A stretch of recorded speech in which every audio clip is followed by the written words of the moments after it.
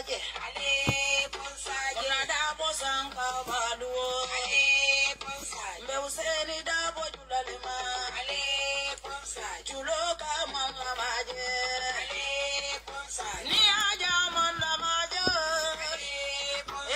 Suluo simmeneda Useni masata Alale amansandi Mbaro da bodima Mbaro da bodima Numukunda da bodima Alale bate jola Matsole bate jola Ayegambia bondi batakuno Maje modu bele seota Arabe nyikeraye Manso be nyikeraye Usen bodanyani dobo Dobo gaye use Anata kumbo tumame London atakuli Okaelo adabo Ayadogu oga Gambia Gambia kaya Mandela Mayinduru kema Alafo salida bokema Adale bate joda Jilasi sedima Ganja mane dimma Sali suware dimma Jari jalo dimma Jari fulo dimma Tida sise dimma Munaninta tata mailitu Munante ni mkumbole mude Jukuna safure mama jali Munaninta bota mailitu Itebeden kili jumale lala Ni useri fata nabi Nte jukuna nyanta fala jene Mandela do buke Gambia bebe jeda Gambia bebe seori Lumena Mandela minada Volunte be pipeline Mirinda kusanka jirojita Akonte ngamta tube Volumboru bede kampata Bari woli mamarulo Woli ba mamarulo Alaga jinkeraye Mansobe jinkeraye Ale konsajel Gambe senya menyoribe No konya yuwole Fala songo yurde Ale konsajel Aidi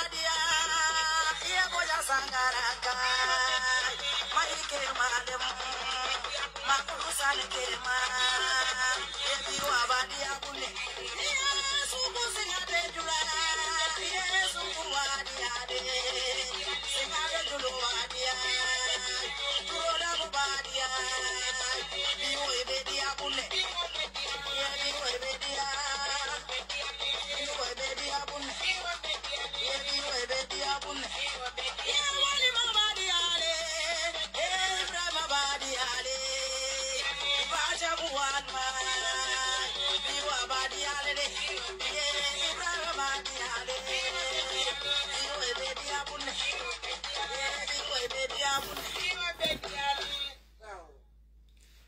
ala baraka bake badi ngolu atal mi alon ko atal joint science and nalano is too early in Africa and some parts of Europe. If I'm not wrong, I believe it's after 8 a.m. in the Gambia, and it's after 9 a.m. in the morning and 10 a.m. in the morning some parts of Europe. Seattle is 1:18 a.m. in the morning.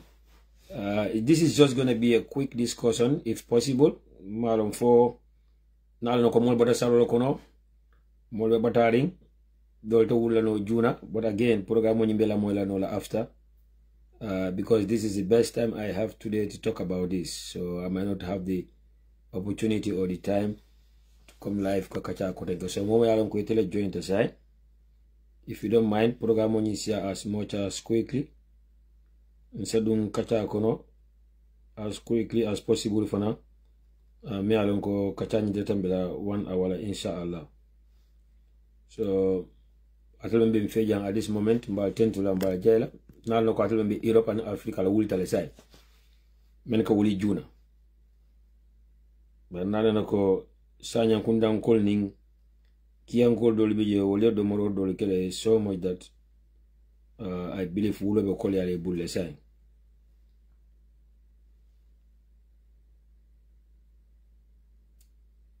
So comme na fo nyamen dro mom yalon ko iben fejang program on Nisa Siano as quickly as possible.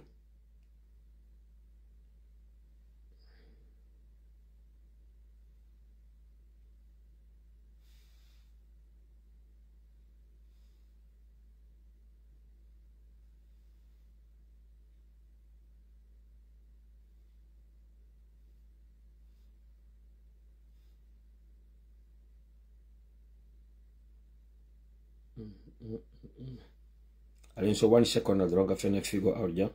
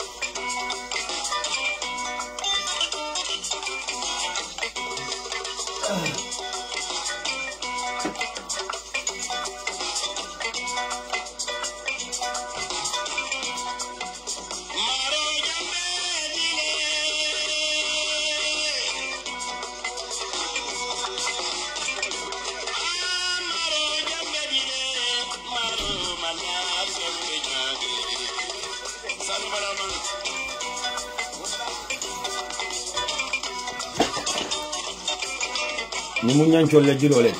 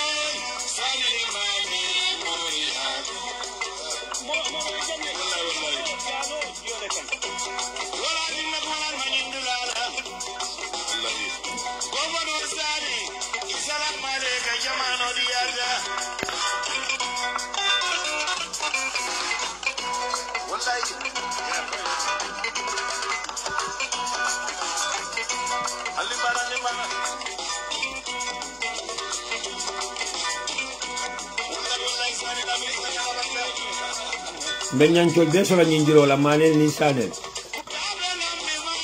ba say ñancol man siade ñanto kontong le mo la drom ba ñanto ya o man siya jay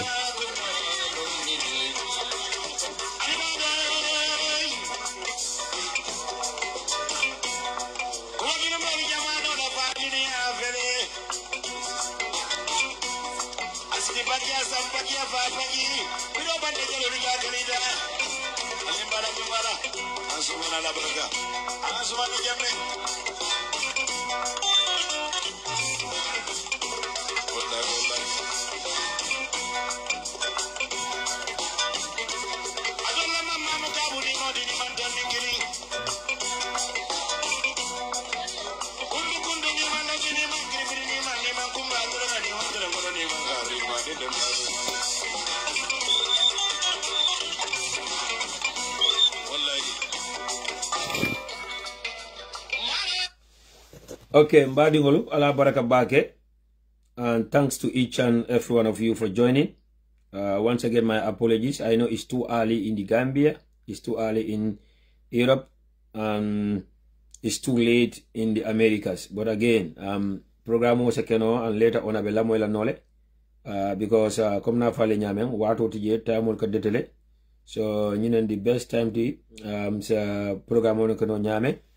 And now understand it's a holiday, it's a public holiday in the Gambia today, so most people are off today. But again, mbodo salo fanon kono aba sabula la modul bi wolta wulla no juna. Surtout many alonko wol domoro ka lande tambite bulu. Kiankol ning sanyam kundan kol. But nata jana quickly drum pulun nali kacha surtout atel bading UDP kolu about kuome alonko no opponent solu nte kumandila enemy la balamba fela no opponent solu ye sila kuto menta ani ye tactics kuto menta sign puluka until UDP call distract wala ben distract nyame ani be dunna non damal temano nyame ika home ko divide and rule. So natal jang wala dam quickly na informational men gada na ile ferol men uncover.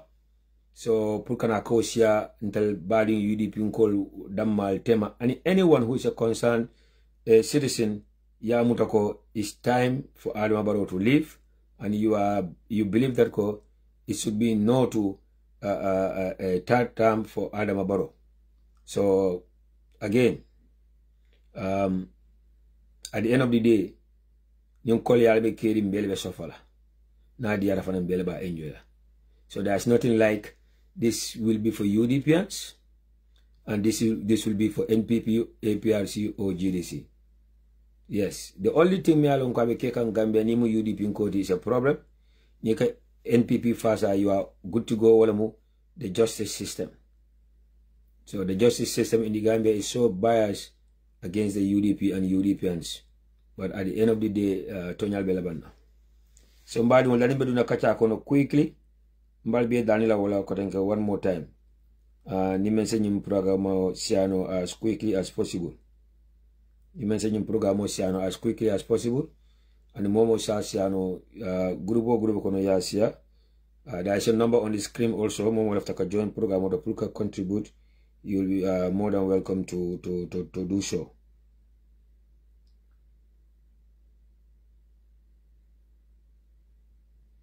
Assalamu alaikum atel bading Gambian kolu, bading UDP kolu, anatel men yalon ko atel be nyim programo la moy kan, ani men yalon ko atel mina programo nyim fanan jibela wala kala moy later on.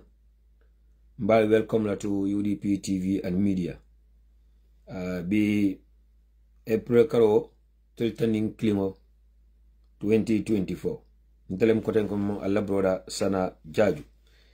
Comme na fale nyame mbal be kontona salola ka fale ko Eid Mubarak from my end here. Eid Mubarak from me and my entire family to all of you.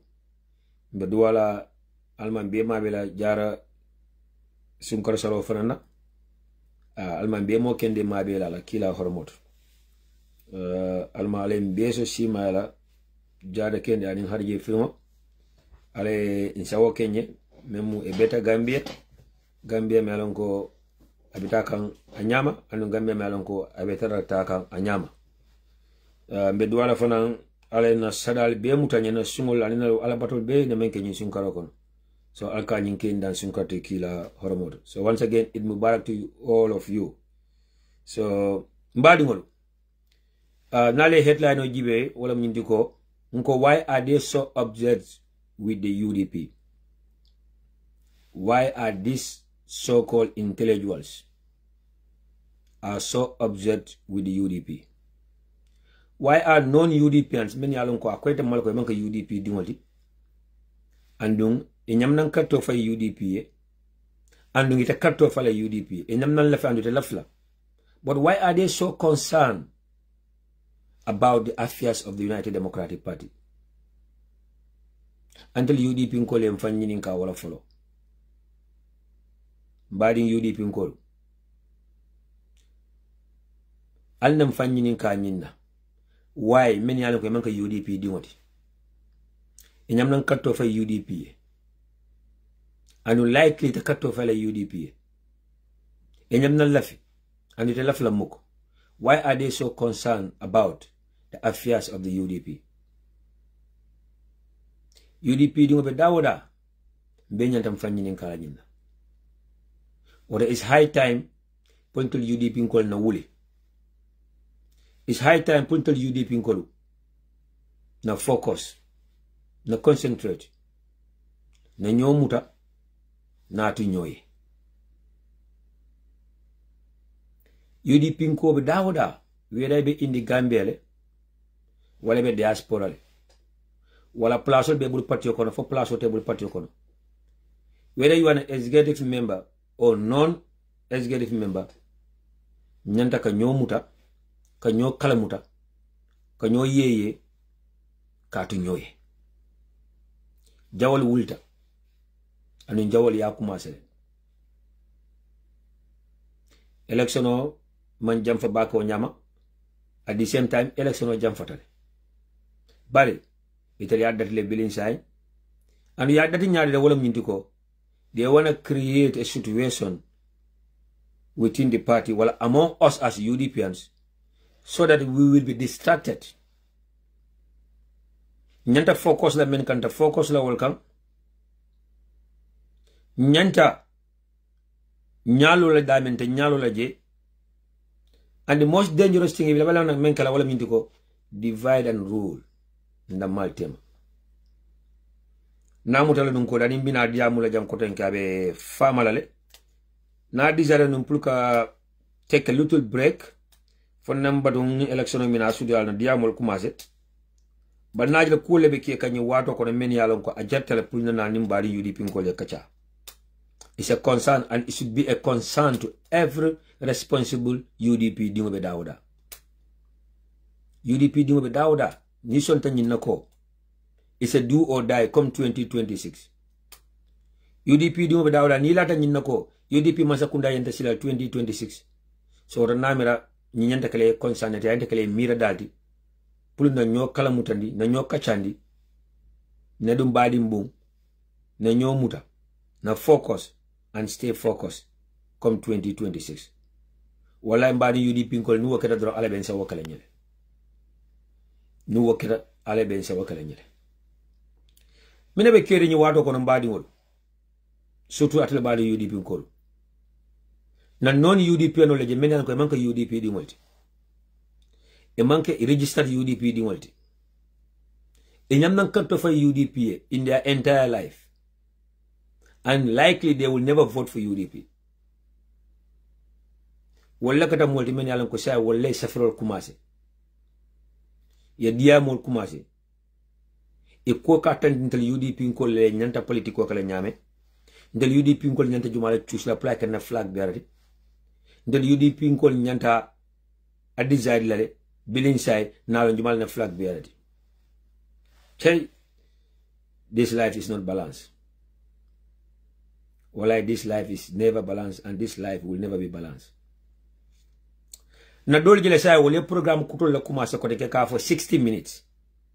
Wole mba nyalin aka 𝒂𝒄𝒄𝒏. Namal bialo njumale mba nyalin aka 𝒂𝒄𝒄𝒏. Ay programme kutol fa commencer say ka for me 60 minutes. Wo 60 minutes wa al yalo ka jumale invite je. Al na jiba ba mo sifal men invite la je for dani be fitala 2025 kono fambita 2026 kono. Al korosilo ke alala hakloru abe mo jumal le invite kam ana ka men invite e ko topical men ka charge abe UDP kelo abe ka UDP ko distract abe pour ka divide and rule samana within the UDP abe pour ka make sure that ko 2026 ni tel ma so bal UDP fanan kana so wallahi I hope and believe that ko UDP ko albe dotol connect kanne. I believe that ko UDP ko albe cross roll ke kanne, albe calculation ke kanne, albe dotol connect kanne. Nal mantra ke kam the earlier the better. Aliya kuma se kake. Mbadi wol fo kunun nembam fo kunun ko lembam. Aliye mojele ka fo me Mamadou Aliou Ndiaye. Mamadou Aliou Ndiaye tatanum America jale Maryland. Balsa muta Gambia abe sirin Gambere abe do ko la tough construction sign. Abe dogo yala wolto. Ni Mamadou Aliou Ndiaye atelemu Aliou Momar Ndiaye dimoti. Jumalem Aliou Momar Ndiaye di atelem the chairman of the IEC. So Aliou Momar Ndiaye the chairman of the IEC adinkewo ka fo me Mamadou Aliou Ndiaye. Wale safare ko kunu safare ba. Ako ala discussion is beyond UDP. Wala mnyinti ala discussion ate men samana wo sombo wata UDP na manka UDP damata tambere UDP lo ko ende kala Gambia kolti ako banku ko ende kala wolti. So mbadi wolo ala fan nyinin ka nyina follow ni mo lafta kacha kala wala moy topiko samana pour ka kacha alo topiko nya ko banku kolem, and it's about the country. The country is bigger than all these political parties. Why mentioning only UDP? A UDP to mention alawo kacha kono more than 9 times. Among GDC to mention je, APRC to mention je, NPP to mention, NRP to mention, DOI to mention. All the other political parties in the Gambia, it to mention among UDP, UDP mu, UDP nda, UDP blah, UDP blah. So Mamadou Aliou Ndiaye, all the guts and the audacity soto. Akakana for UDP nko leko. We need a unifier. We need a winning candidate. Lawyer Dabo should step aside. No, diga. This life is not balanced. Tonya ni life is not balanced. Mamadou Aliou Ndiaye of all people. Mamadou Aliou Ndiaye of all people. Wolo kwa akana for UDP nkole ntelende jimala choose la as our candidate. Mbadi UDP nko be dawla anin gambe dinkeno be dawla nantem fanjini kala mem folola wala min diko jumale Mamadou Aliou Ndiaye jumale Mamadou Aliou Ndiaye. And why he is so concerned about who should be the flag bearer of the United Democratic Party come 2026 inshallah. Tay Mamadou Aliou Ndiaye malum fale Mamadou Aliou Ndiaye remember le bam kabo yaay jame jamano la kana down the line. Malum fale Mamadou Aliou Ndiaye remember le bam kabo yaay jame time la kana coalition election in 2016 ani bila fama borta katanu in Senegal. Wala sabo at the end of the day sometimes intakatel bali UDP nkol fon le blame ale haketu bal intel UDP nkol fon intel mum fon la promo wala sabo mol nyaadum tanna intel UDP dungol, especially those of us in the diaspora and on the social media intel mum fon la promo wala sabo mol nyaadum tanna wala sabo mol ka fit soto ikana fe be dum na maltema yem kongol sey nyola because intel ko intel la mola nyoye kontatu la nyoye mobe be warare modol yamute la sumate tele intellectuality itela close leadership la itela be executive fol kono itela moy la sana jajuna bonyo la wal men yalan ko tele sirin diaspora donc diam itela moy la mola men yalan ko they are in the village or the up country mandin kolko nyaadungo jaaje dawda ifangal sontala andum ifangal bunda yele mola memba nyaadu ne Mamadou Aliou Ndiaye na boñole be nyim manya men bela UDP ko dol bidile men ni be dogo kan duma because wala modi men alan ko ite le politico no ite le civilized Mamadou Aliou Ndiaye na boñol men kam to ko faatu camara nyolo na UDP ko so men yalan ko ini be dogo kan duma ana koyde mako nyimo mo leti men yalan ko na dante tel damala UDP be fala daki la loya usun dabo niyo na be telebul ibatala anu na dante tel damala fanana UDP must kunda sila Gambia forever.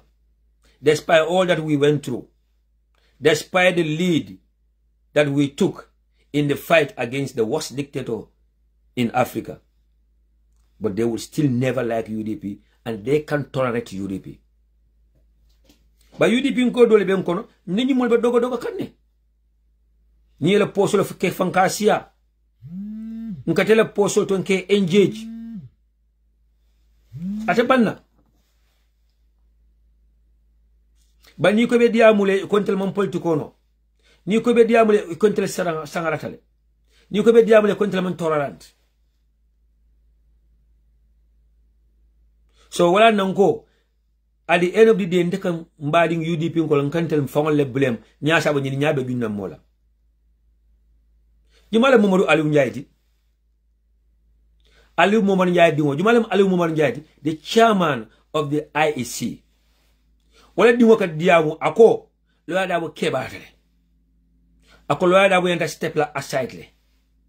Ako UDP should bring a unifier. Ako we should think, brother. Ako we should wake up because we are sleeping. Allahu Akbar. Wala sabun kale ko this life is not balanced. And the funny thing is that the likes of Mamadou Aliou Ndiaye they think that they are the smartest. Ñom ñoo jëna xam aduna. Ñom ñoo jëna janga. Ñoo jëna ewi. The likes of Mamadou Aliou Ndiaye they think that they are the intellectuals, they are the so-called smart ones. They believe that it's either their way or no one's way. The likes of Mamadou Aliou Ndiaye, they think that they are smarter than the entire UDP. They are smarter than the entire membership of the UDP. They are more educated than the entire Gambian population. So, the likes of Mamadou Aliou Ndiaye, they think that we are fools. They feel like they can sit anywhere at any time and write anything about other people's problem or other people's political party. Jimale Mamadou Aliou Ndiaye. Once again, mbadi UDP nkolu, mbadi Gambia nkolu. Jumale Mamadou Aliou Ndiaye. Mamadou Aliou Ndiaye atelemu Aliou Momar Ndiaye dingoti. Aliou Momar Ndiaye wala mundi the chairman of the IEC. Aliou Momar Ndiaye is 90 years plus. Aliou Momar Ndiaye is 90 years plus. Asiata sanji tankonon totile. Number one. Momian ko nabe diamo fongola atofanga boka pronounce no senea. He barely can even speak for people to hear what he's saying. He can't even pronounce his name properly. He cannot even pronounce one or call a number correctly. So the son of that man has this audacity to say that a 76-year-old man should step aside because that man is old.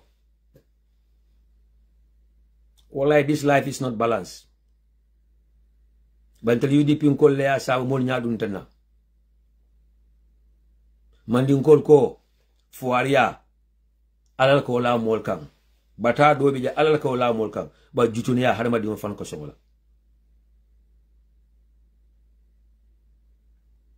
Ni Mamadou Aliou Ndiaye, a farmer first of all, at a time of Bantale, even before the 2021 election.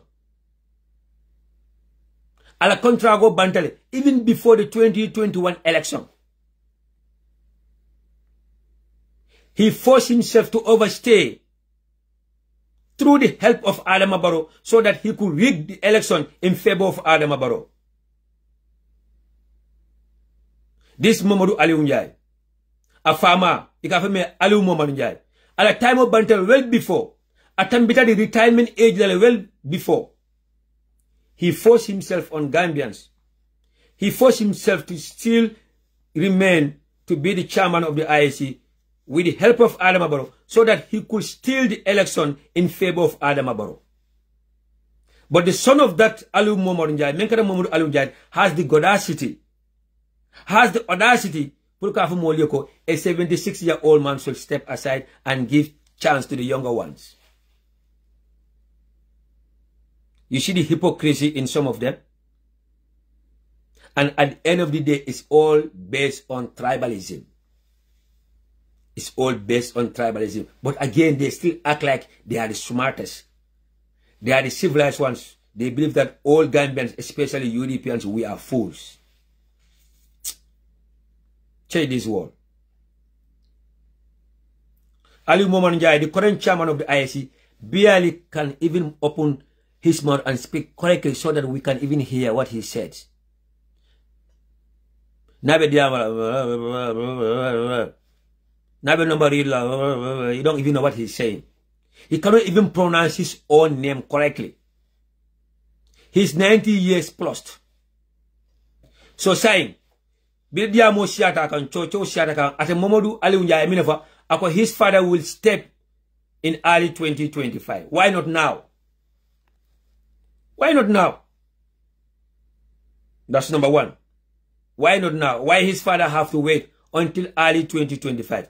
Okay, maybe his father told him that he will step down in early 2025. That's why he have the confidence to even say that in public. Maybe a family right now. Maybe the father will not even be happy with him for him saying that his father will step down in 2025.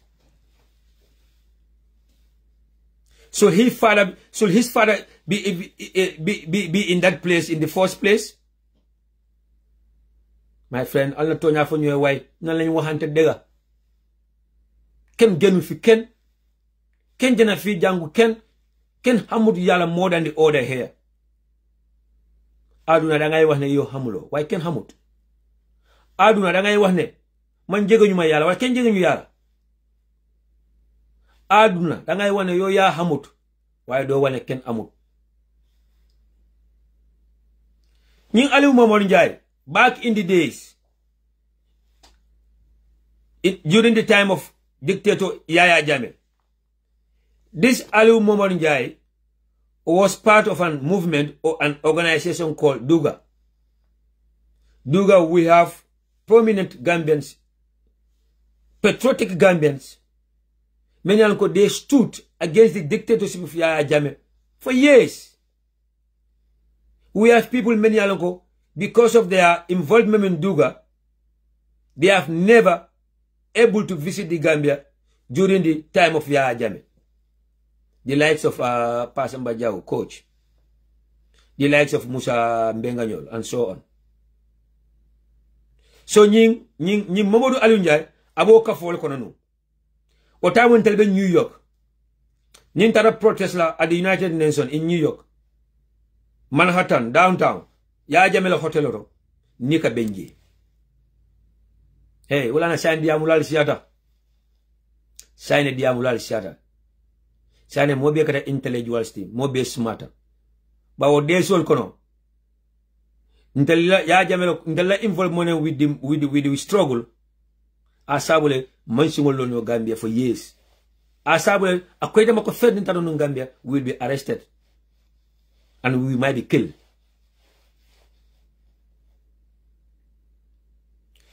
So, Aliou Mamadou Ndiaye another muneke, after a while in the struggle, another a U-turn ke. No. Yini kamura loko fate henna fi. The likes of Mamadou Aliou Ndiaye, things that we can easily forget, or we are fools. We cannot remember things that have happened during the times of Yaya Jammeh. My friend, we can still remember Jawara's time. We can still remember the 22 years of Yaya Jammeh, not to talk about President Barrow's time. During the struggle against the dictatorship of Yaya Jammeh, this Mamadou Alioune make a U-turn when he was in Duga. And he started acting like he is neutral. Now witness le akete nyalale. Because now you confrontation of in New York during those days. Now you confrontation on Facebook. Ataradula beto I'm block. So Aimuneke, he started acting neutral. Akade kana ke meditator, the so-called meditator between Yaya Jammeh and Imul Meni Alanko will leave diaspora ka Yaya Jammeh against and the Mantano Gambia. Alawo programo he called it reconciliation malo nyadi. Pulka reconciliation o samana Yaya Jammeh ni mul tema Meni Alanko be diaspora, and they are very critical of Yaya Jammeh at that time, so that Yaya Jammeh can they can ask for forgiveness. Yaya Jammeh will pardon them and forgive them, and they'll be free to go to Gambia. What time womo I reconciliation of Tamandi, Yaya Jammeh ni fala by the tema. Ale fala by the Lima Balbambadi Gambia Nkolu. Atel Bading UDP Nkolu. Ale fala by the Ribembalba. Fala by was an activist in the struggle based in New York City. Me alonka kumo be for Yaya Jammeh mele. I kumo be for Yaya Jammeh. Yaya Jammeh kumo di tol belale. Banya Mamadou Alioune nata reconciliation o sambana fala by the ning Yaya Jammeh tema. O tata subdued to Yaya Jammeh, they said, I meant phone or Abe Neonkading, or Fala Bellin Yaya Jammeh Jongoti, at Tonta and Takadia Multo, they do Yaya Jammeh against defense at all costs.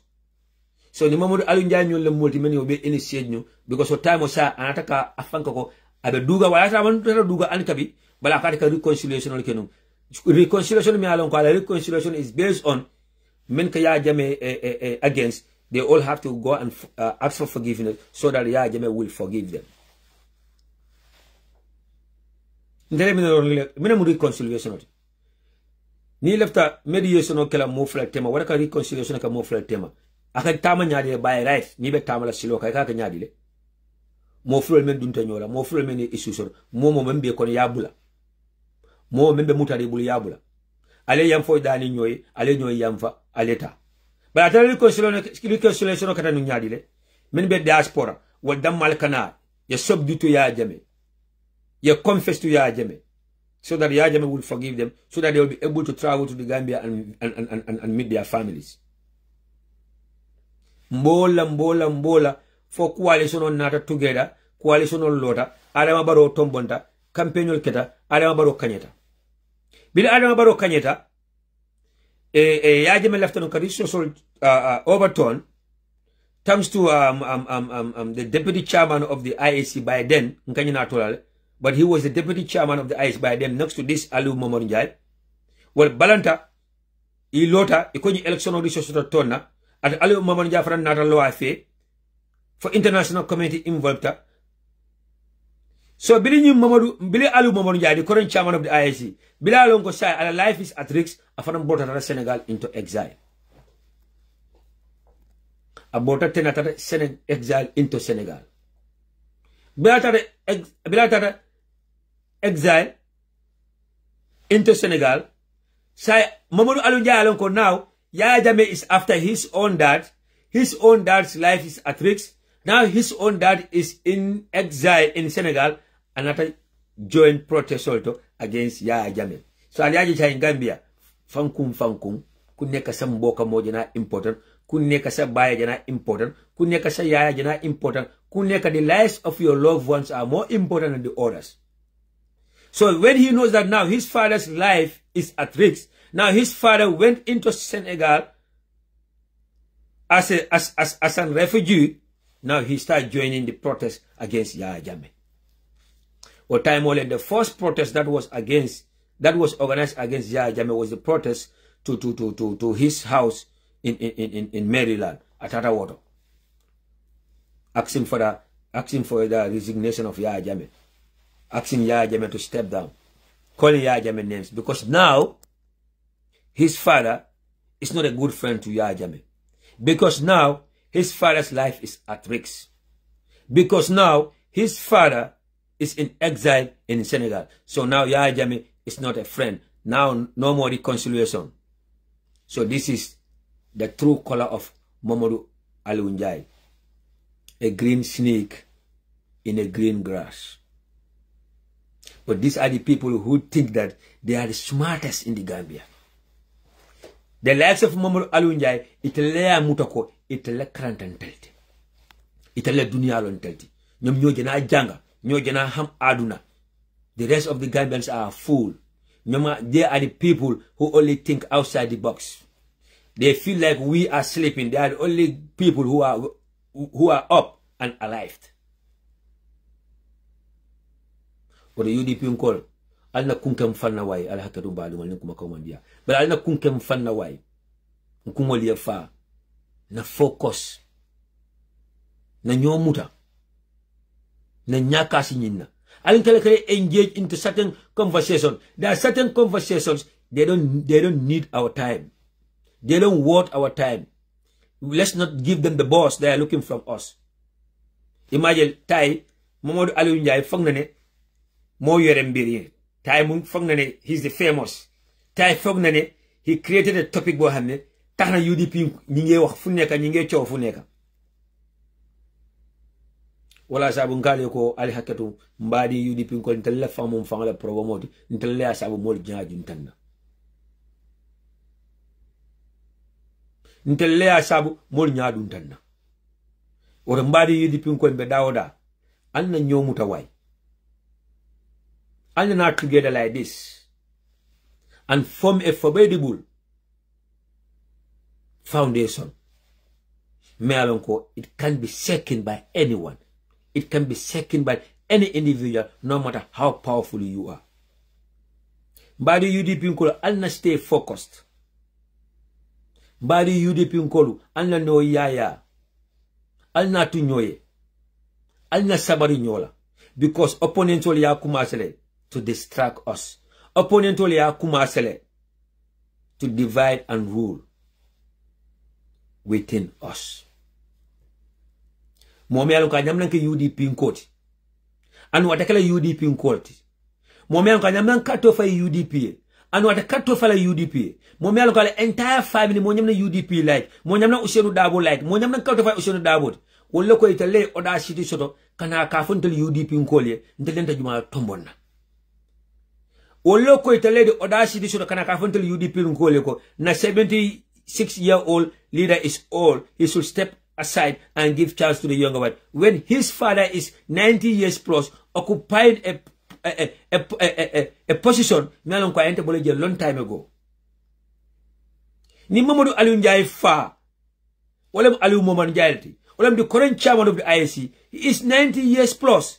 Abuka Diamuno for Senior, he can't even pronounce his own name correctly. He cannot call a figure correctly. He cannot mention anything correctly. Diwo, what can I tell you? Lawyer Darboe is too old, or Lawyer Darboe should step aside and give chance to a unifier. Who is the so-called unifier here? Who is the so-called unifier here? It's a own choice of individuals. Many are going to be left in UDP lead. Okay, I tell UDP, why UDP? Why UDP? Because UDP is a problem. UDP is giving them sleepless nights. Oh, because they believe that UDP is the largest political party in the Gambia. UDP is the mightiest party in the Gambia. UDP is the only political party that can uproot Adama Barrow. So, Shine, he left her. He left her.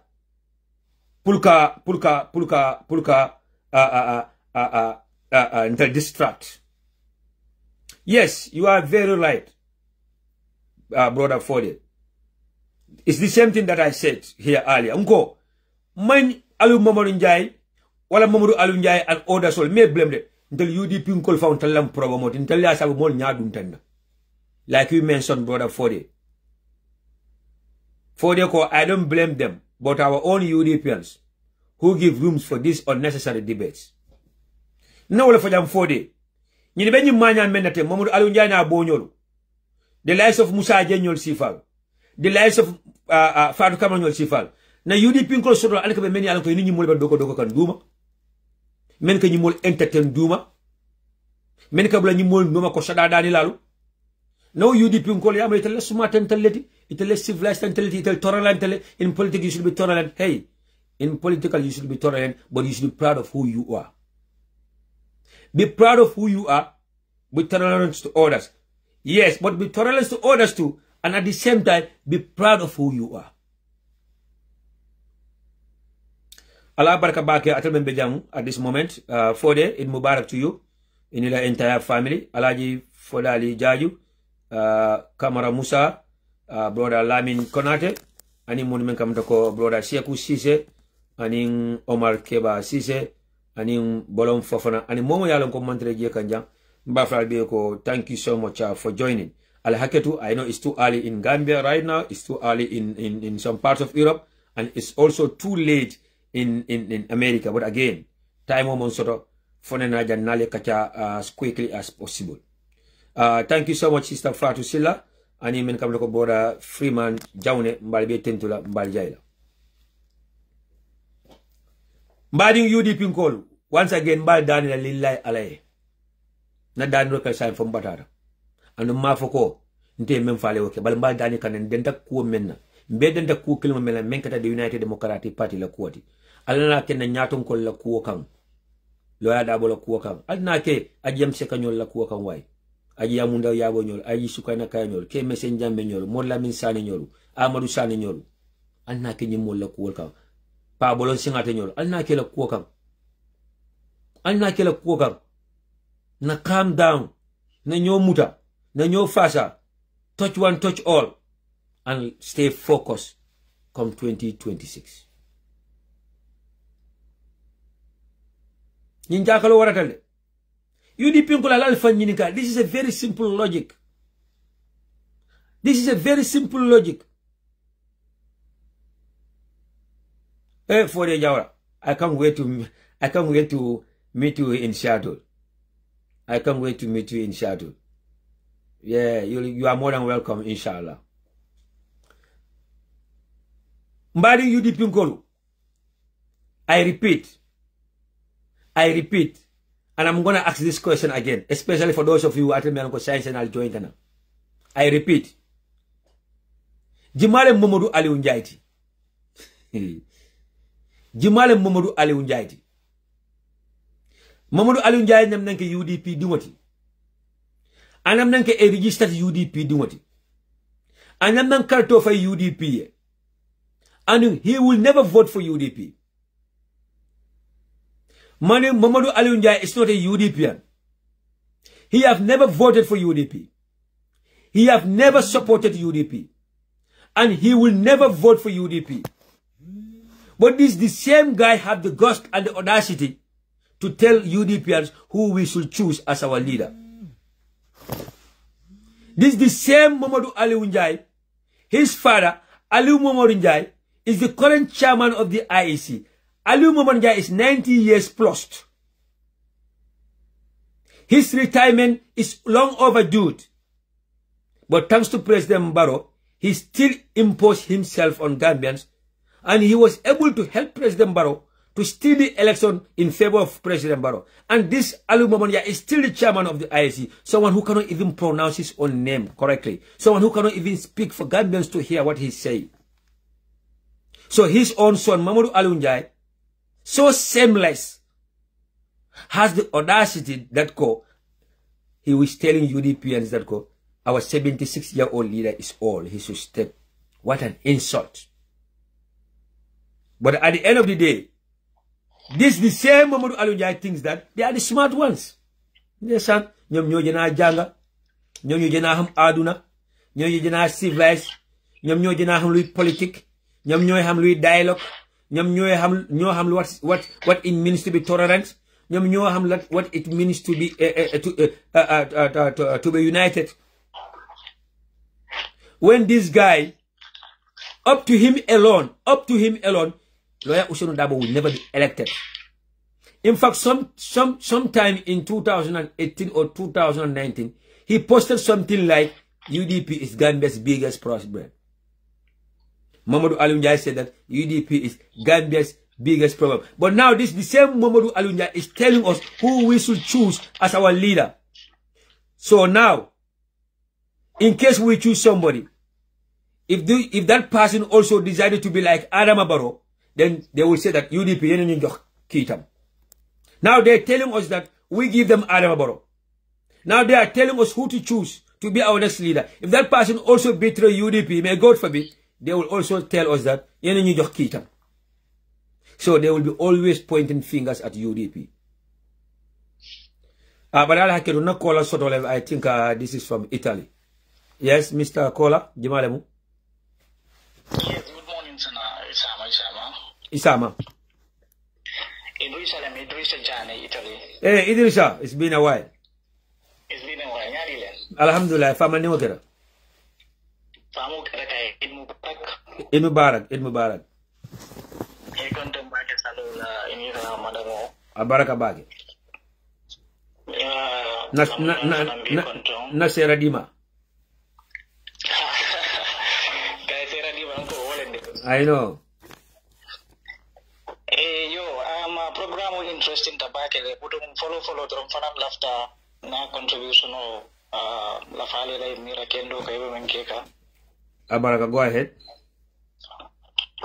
Yeah, okay, first and foremost, lafta contendro tambindila through you to our party leadership. Abaraka. Kabo His Excellency la lawyer Ousainou Darboe aninga ala executive members will be aning UDP dingol mumo be malbe konton na son karsali di mala. Abaraka. Kadua mulbe for alasem mabi sali jama jamala. Amin. Yo encourage ebe program be keka ngabira akumata bake Gambia no lo nganyula moy ngata chafa nan kanyu hakilima ya kumata bake le anim fadan ampanyi ninka mudanti na nyimbe be kering mandinkol ko ina manal lafi be kalafi ado mandi mo me ya etendi ko amal lafi ani te fa ya lon ko nyimmal lafinna da mara wati o mari te lafi lela sometimes I call a battle UDP near GB, come even Fokan, the Kaja control from Jawoti. In the sense that because in Kamulu, can naive Bakele, come a cafe, I'm sorry for the law, can naive Bakele, Kala calling Katambi. Ayatina, Ayendunku Jamal Lekono, many alongo, Mfo Minka Sinka for Koninga alone. Because 24 come in Mikanyo Lamoy. You could be carrying time moment, a move out, while a molly fingerprint, ending in a caring. You know, when you are responsible to the Maya Babi, became my common call, woman a problem. Exactly. Okay, but number one, coming to this issue, maybe caring, you member caring then about the leadership will flag the issue in the UDP. You sometimes sit and wonder why now money until na nyembeki can sign. Anim fana mojuma le fon kanyum kumufo. Ni site ye mira wala keja halibaka why now? Anim fana money until nebe kumufo la say at this point in time. Because UDP dimulu the flag leadership is not our problem. The UDP leadership is intact and they are in control. They are in control of the day-to-day running of UDP, Kabiri 1996 up to date. So, when I think the being flag issue, UDP manifest from now to January 2026. Okay, more than UDP UDP has no sense of direction. This is a big insult me along disappoint about some of the UDP members who came because the UDP executive did not come out pre-flag BRQ for Modi. While they have Motombo, Kafoko Karl in the flag BRQ UDP, that does not mean that UDP has no sense of direction. So more than many kafuko UDP nyanta Carle Tombonde nyanta Carle Tombonde. Let them go and form their own political party. Period. You marry your tombo yeke the flag piara. Period. But why are they imposing on UDP? It all left a monument in the comment will get a Gambia lead, but they want those people through UDP will tumble. Why UDP? Why can they go and form their own political party? If they think that they are more fit or more qualified than the UDP, UDP will desire to marry a lead. Why? Ite ko iman na fi mola ina manan la fala kula iman tara la ka fokono ime pare sa ite ko ika o mari ite nyanta o fola o mari yende ko o mari mol be nyanta utambila o mari nya ite man la fin la kairo iman la fin na bonko na kairo bari ndi nyanta du moro men du mala walla ndi nyanta sidi fano men du ite nyanta o tom bonnatte. Does that make sense? Wallahi it does not make sense. Alafu ko ni left anybody from the UDP being it had lawyer dawo for about UDP man flag biara tombo for ni don left lawyer dawo for tombo na janni UDP la flag biara 𝒂𝒄𝒄𝒏 lawyer dawo bondi UDP yake from la own party bao UDP ko ma decide for who is going to be their flag biara ni left away Malik Lola Tala as their flag biara it only will choose against the will of the people of UDP the yellow Malik tota ye party lawyer Malik Lota let them not use UDP UDP flag but yala Idrissa ikame be fotenga be mun to nyalati because na previous program na wala fonko na adro ko ya feel like ko UDP ko la nyaton ko wala UDP ko lefte meke la nyaton ko di italiamu man kay nyaton ko di they have a lot of opportunities to vote for another candidate that should not memenka lawyer dabodi. Because in 2021 election also totally, we have a younger candidate, Esa. Why they didn't vote for Esa? Mama Kande is younger than Dabo. Why they didn't vote for Mama Kande? Halifa Sallah was there. Why they didn't vote for Halifa Sallah? But yale kataule, yenino lonko. UDP is the biggest. UDP is the mightiest. UDP carries the majority. So a UDP candidate is the only candidate, and UDP party is the only party that can uproot any dictator, including Adama Barrow. So wala bali at the end of the day, you lawyer dawo kelol be kerinja. Lawyer dawo you will come. You will come. This is the fact. I was talking with somebody in the mall of the Diamola, anyway. Gambian sometimes Nico Gambian maybe Akumuka Akawara Doli fail, but sometimes some of us don't Kamira Nyama Abalafaka Wara Packet because nte mantarete la kapatioto nte mantarete la mira nya mankiliya wo adama dum momo ala yeso wala la ninko ni sana mantara mira nya kili wo ma ke ko men ko ntenga sana kon wala namu jawlet na mira nya mankiliya that's okay but say ninta ni sana la mira nya mankiliya muna nante nyantante la mira nya impose la kafu ko bay fo sana nyanta tamala wala. It is illogical. Ika man la UDP la miranya ni la miranya kabirin de wane na madal la fala aliye UDP brand ko it's a so I'm so tribe party. Aliye UDP brand ko ma wolon fitinan to kabirin 1996. Hani bi kilo UDP kilo hansa to ko hade no Allah Baro resigned from UDP because UDP la man sakunda because Baro resigned. Baro resigned against the will of the Gambian people. Resigned from his own party. Ya Fraseto Londi we supported him. Kabirin de what? Baro munda Baro yo kembulu problem. 2021 ko Baro man competence alinga ko hadi wo nyawja tolle Baroti. Thank you. These are the very people who stood when everybody knows that the evidences are there. Mr. Jane, ye kuma kilim fojang, ye point kilim fojang, mbadi wal malam falbe Idrissa la kumo moy kanjana ba, ay kuma kilim bejang, ndafango na cook na nkarante jele say. There was a time the UDP nkol ka fol ko Baro is our Baro. Ali wo remember number. Baro is our Baro wakata kasiti. Yo ka big problem. So now UDP nata Baro oppose. Ofana kata problem. So sa intrebe dawo dal o mun problem. It's a problem, Sana. You remember during the general read some talks. So I remember there was a time you once had a, come like alias in Max Nane, during one of the shows. Bring Baro 3 years from Kobekere. What time until most of the time, Dolka Tarasafiro. 3 years Jordan. And in Baro 3 years Jordan in Baro movement. Exactly, Baro movement no create time. These are the very people where the very people many along left like a UDP infiltrate, but all of them are the mano. The movement all cool ninku Jamal Benata Wulakono. There are so many issues many along you need for Gambia Dimul Fumul Besinol. We are not sleeping, we are sleeping. Moment moment and we are seeing everything but it's time of thinking of Tonya for Noe. We don't care. He is the one we choose. He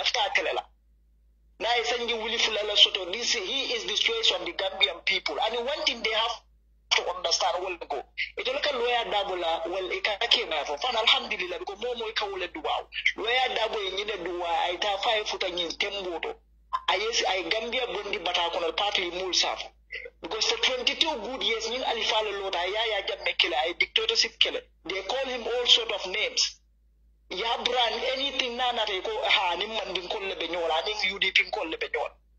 Thank God, Yaya Jamme Bota Gambia Bango can partly UDP achieve some achievement sort of in that aspect. But it did lawyer double achievement while the UDP men desire Gambia for your achievement, but no. Because UDP want a better life for each and every citizen of that country. Lawyer double Malafi, when the UDP government Malafi Bankudia Ulu Gambia Denani Ulu, you go hungry. Iman Demoroso to Somanda, Imam Buroso to Bendaman. But Sananina Mira Fonko, Gambia no Yakamam for all the time. Gambia no Bika Balafa from Jawot. You've been saying this all and over. 2016 election or Tambida. Mulia Diko Baro is a betrayer. He can't kind of. Baro the UDP call can some of them connive the Gambia betray.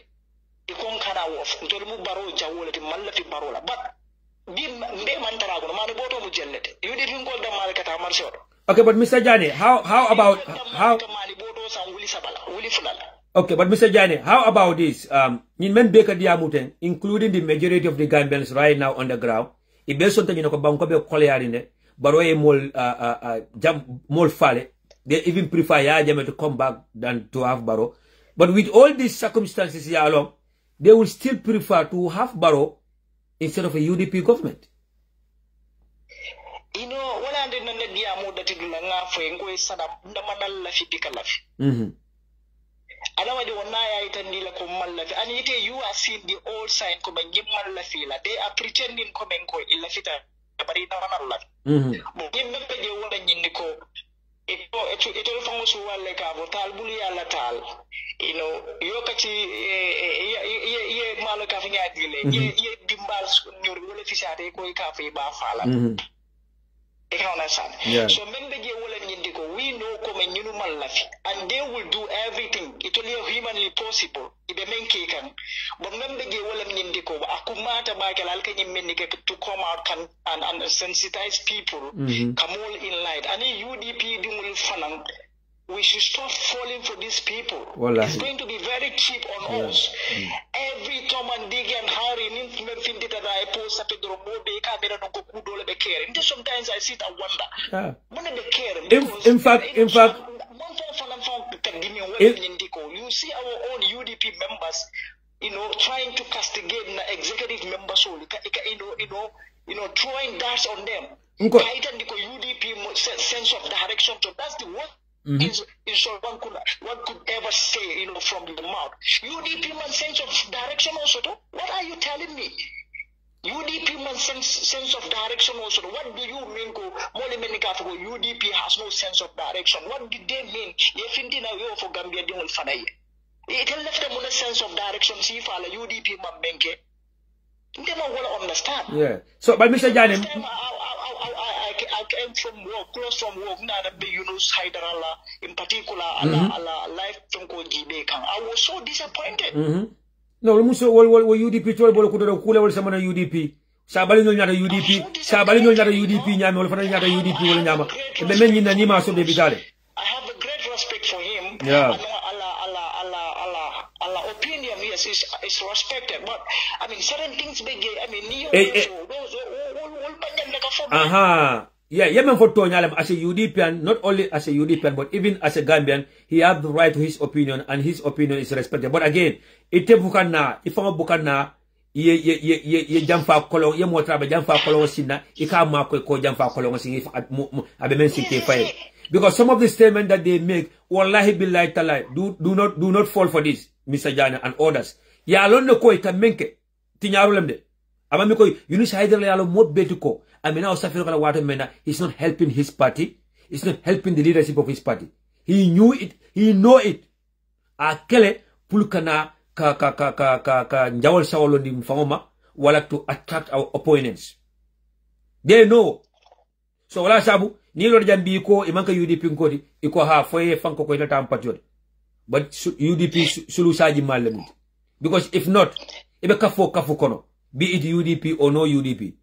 Nibe safro kala wato what. Wale be dai like a diam wato what. You'll be very responsible of whatever you are trying to say. Exactly.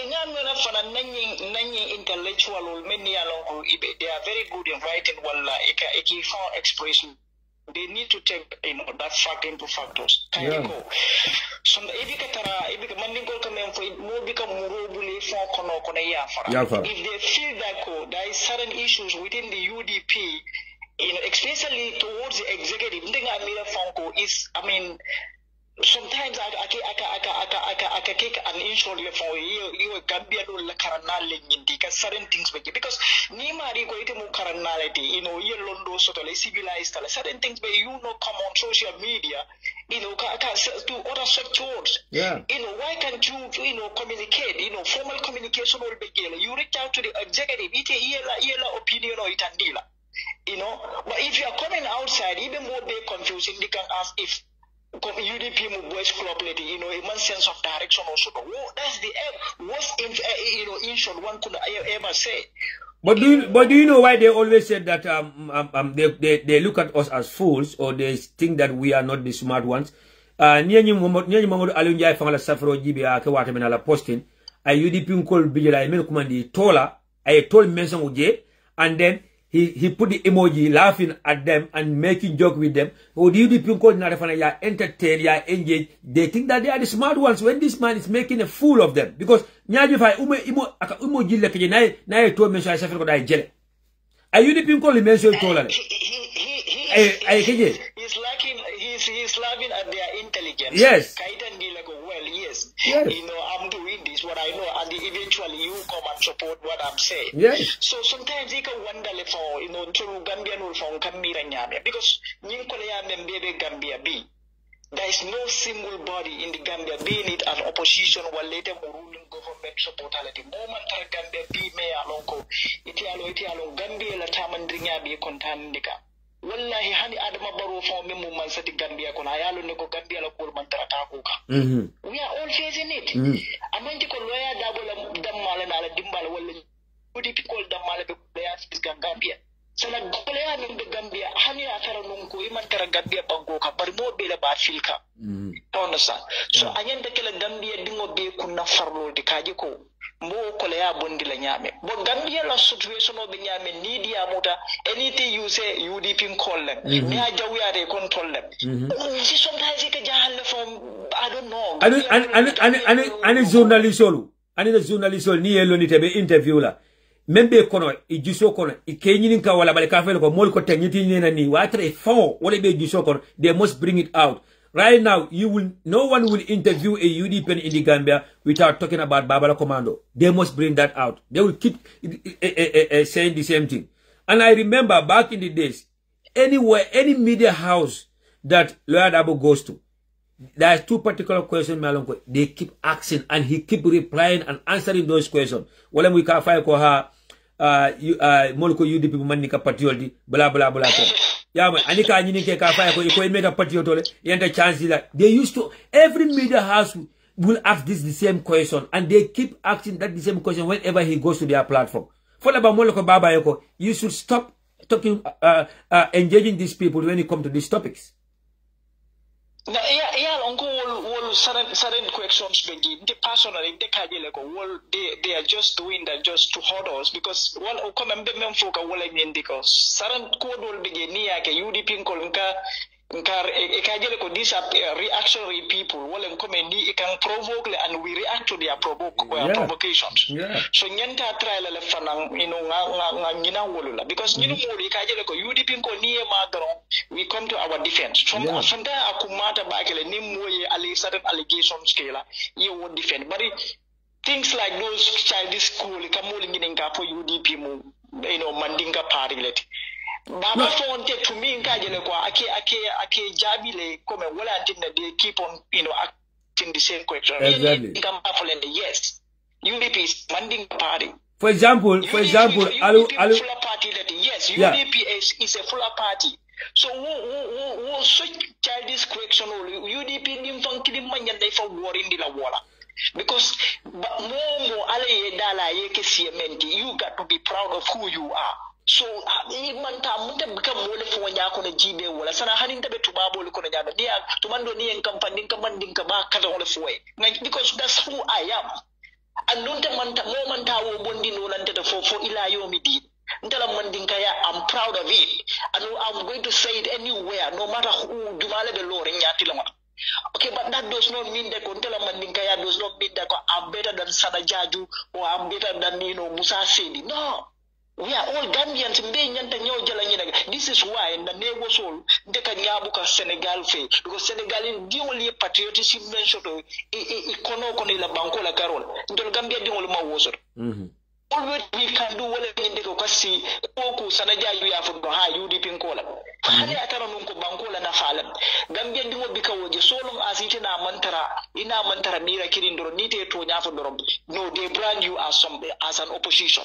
Yeah. Sanantele banko balafa fole warata banko la fanna be niya jibe kabirin jambele time system kilo membe kere sana hani sai wole be kere te wo fe UDP ko yafo fitinan tungol e malla fi banko la kairola ye ngine ke ye dino fo be monopoly ya be politicalize mo lu bugo kono bin mantara bata kono Gambia fo. Exactly. There are so many societal issues in that country. Sana UDP masakunda damala nyante kana kawo fix. Ni wonte Gambia billahi wallahi tallahi. Do kola men. Yeah. Adiamo siata baki. Issue so men ni bejeme alonko. Nimma leadership because ni beta ata nata. Foye nyato nkolo soto me ya alonko ay fahamuroje ay alonko abe mul samala nyani. Adama toro wonte. Exactly. Mo de ya alonko Gambia is already doomed. Alka for Gambia is seized. Gambia is already doomed. Yeah. Exactly.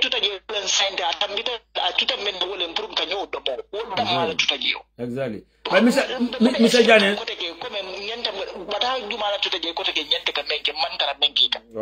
I think this is why Mogul Fonkafoko they prefer them to come back.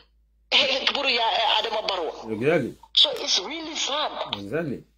Yeah, but and it's painful. Exactly. I wouldn't come like Kela program or segment and it them for UDP doing love what's gonna be your advice to fellow UDPians? Baon be ajelo ya kumasele and element tactics moment wala muka can distract kadunda mal tema andung abe koli ala fana puli jawo kele ni aje ko yente jawo men kele le fangal mobeje abe o jawo sembenti yakam. So what is going to be your advice to fellow UDPians, Mr. Jan?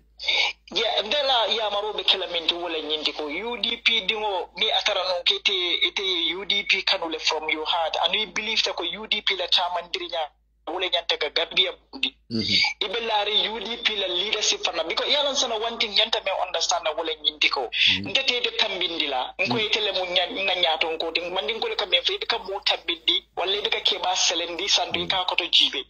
So we need to be very careful of that. UDP doing especially funding media lonko for more social media because more like GB more like Noma. So ngang hakilo to mo si fa to more media lonko man give ikabe for wate wa sulu sa jimal. Ibem ko na ibe ka fo ko na iye fanke ko ibe gele atare etegi. So ngang hakilo to back nga focus mona muka fo a particular priority.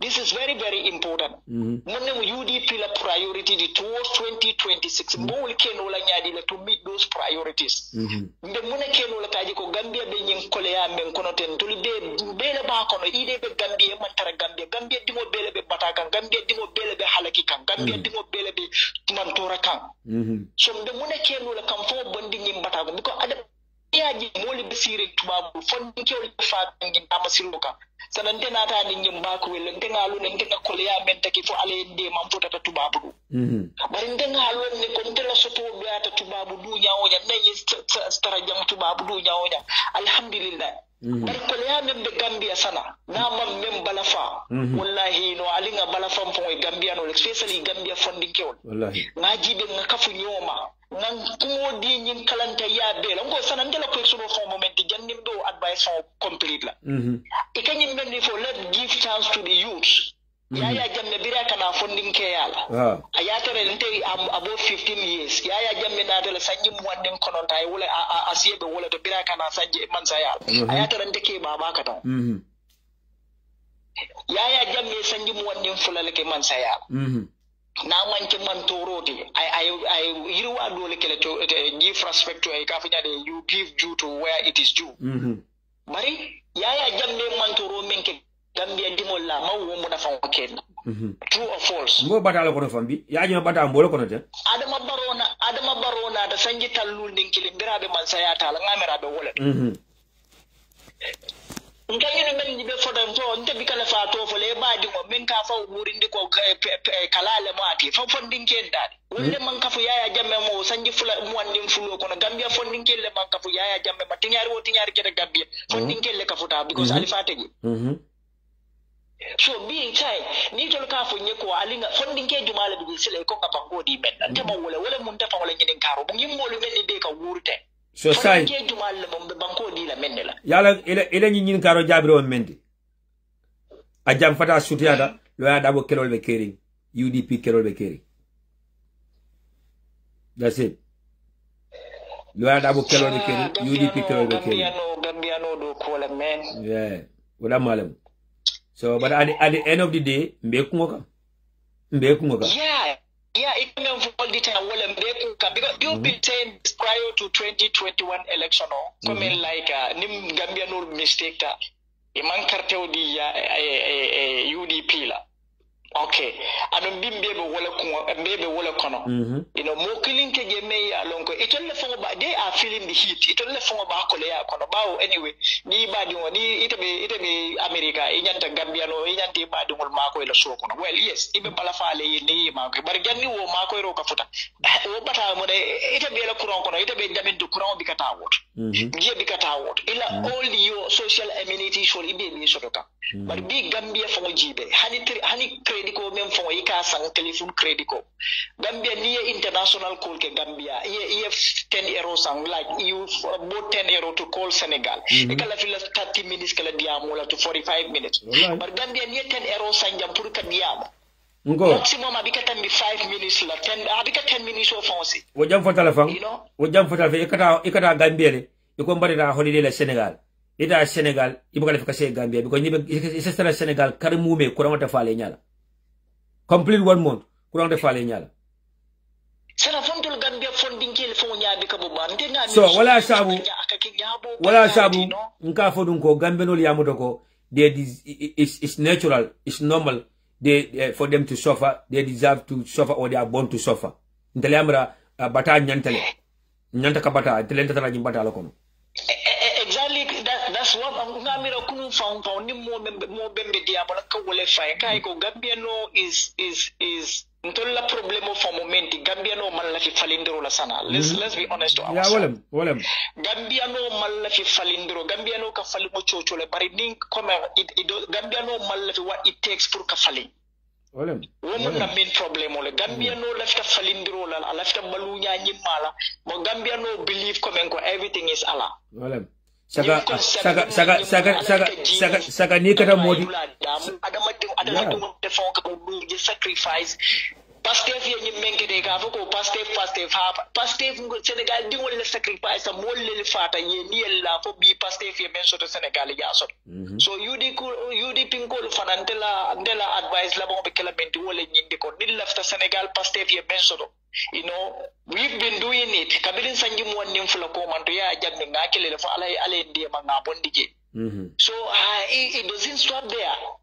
Nga continue nga nyina nyimol meni ya lonko they are distractors. They will never relent. He mante dahalade because he mallafi. Adama di mo mem mallafi de. But butu membe jena wosla wala nyindi ko man ko le kamem fore e jawsa wolo mo. If we are long with Malafinna, and while I'm the moment, and the Itefonke from Marco will apply it. One I succeed. So, this is what we are doing, especially UDP Kading will make Kafuma, Yanta flag be a quotum Nale. Flag be a quote carry UDP. But for leadership crisis, like the UDP. Like. In fact, my flag biara ko le be caring de ti fan sum patiya lo ya mari tombo ya ke flag biara tin ta mira ni mo be fo ni miro so to be da hala ne no. In fact, sometimes I wonder so what makes them believe that ko it will come and propose wala the camera ko wala yenta kan la nya don koldi. What makes them to believe that ko ni tele wo samana no na ta mo UDP be agree wala be kala UDP la choice. What makes them believe that UDP we are not okay with our party leader? We want a change. So at the end of the day, for last time, like I said, I know Unisla video he was saying this notion Gambian sometimes I wonder because being a party supporter, because feel UDP maybe somebody outside they are pushing something towards us.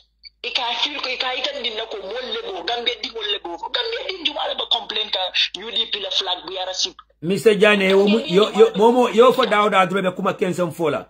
There's no Gambians. There's no Gambian. If member Fangokono. Member Fangokono. Unko ni Mamadou Alunjai menina law. Ako Gambia UDP is Gambia's biggest problem. Ni Mamadou Alunjai menina law. Ako akalwad abo mok. Wademe lawyer aboka for UDP bankota. I will kanu slogan otija.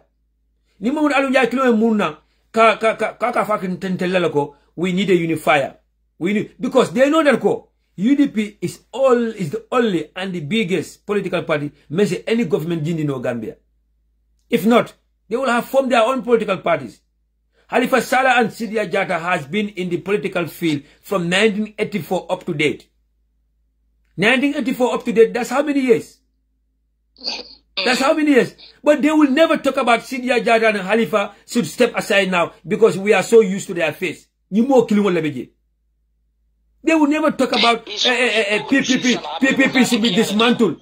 PPP is just a so-called party. It should be dismantled. They will never talk about NCP should be dismantled.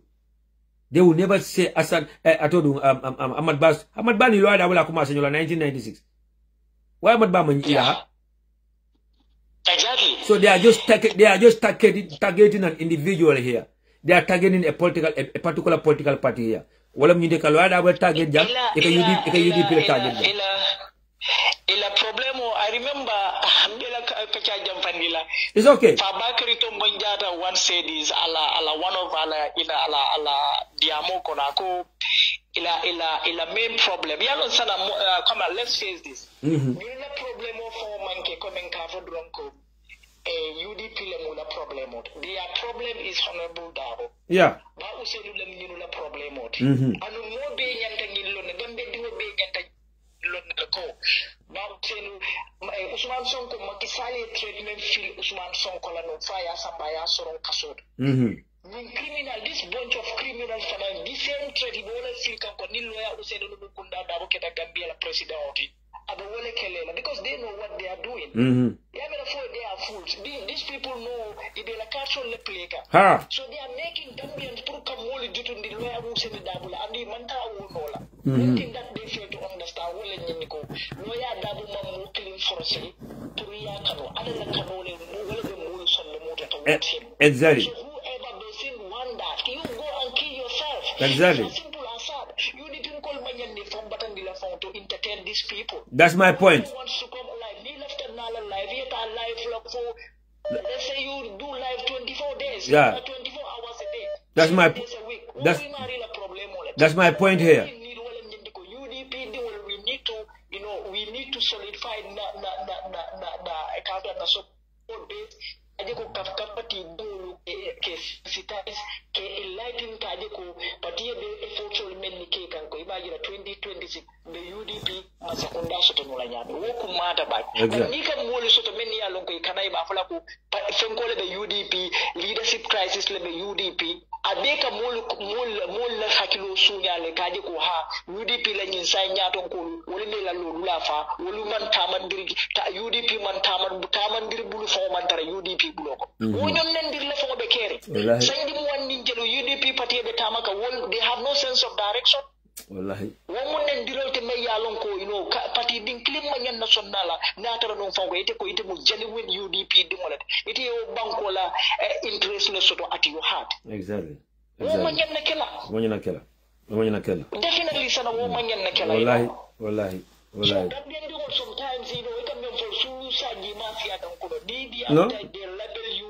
iko ikam wolle wala tele sangarata yow si fal la fontel ma ikon tele sangarata dol kon tele fa ba sabu ka mul kana pati yokono at the end of the day o katara ika diamu mo kilingol yele ike yamar nkadum badi bum ika dol fa ko private yaje ko be ku kilingo keke tabula la yena diamu bantado ye level asi tele sangarata but comme like alu momon yaye manya men keten min kununko Mr. Jane wallahi billahi tala alu momon yaye wo cheflo ko wato menna ni UDP din clean fam man soto mentate comment au posto for 10 hours ama any comment jije wallahi nyimba nyi fanga be sila kido wa fanga balano ko hey mo man ta nyasoto because the best answer to a fool is silence.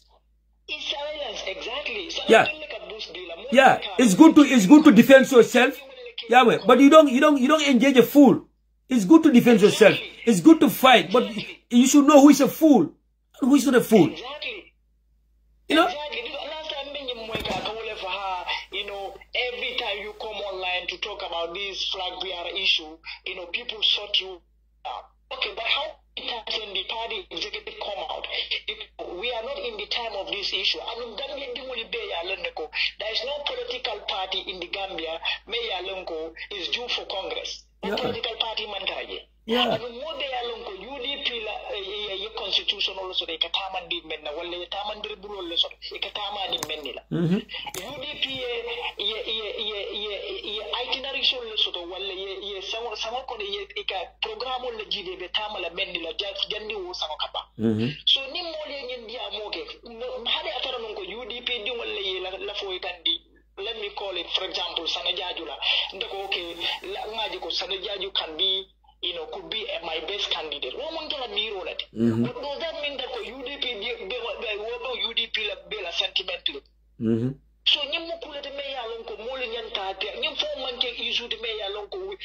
we should waste our time to debate on it. To be honest, it's waste of time. The more the time we waste come all the energy, come all confused in it. It's uncalled for, it's unnecessary. Ni atara nunko momo ya longo ite la fita UDP la anu UDP la tamandiri ngebe ite la miro kabiri 1990 siya di ko wala nyante ko Gambia banko wala champa ye horomo dim bunya soto to the leadership of UDP na mira this issue of leadership ato no new flag leadership should put to rest.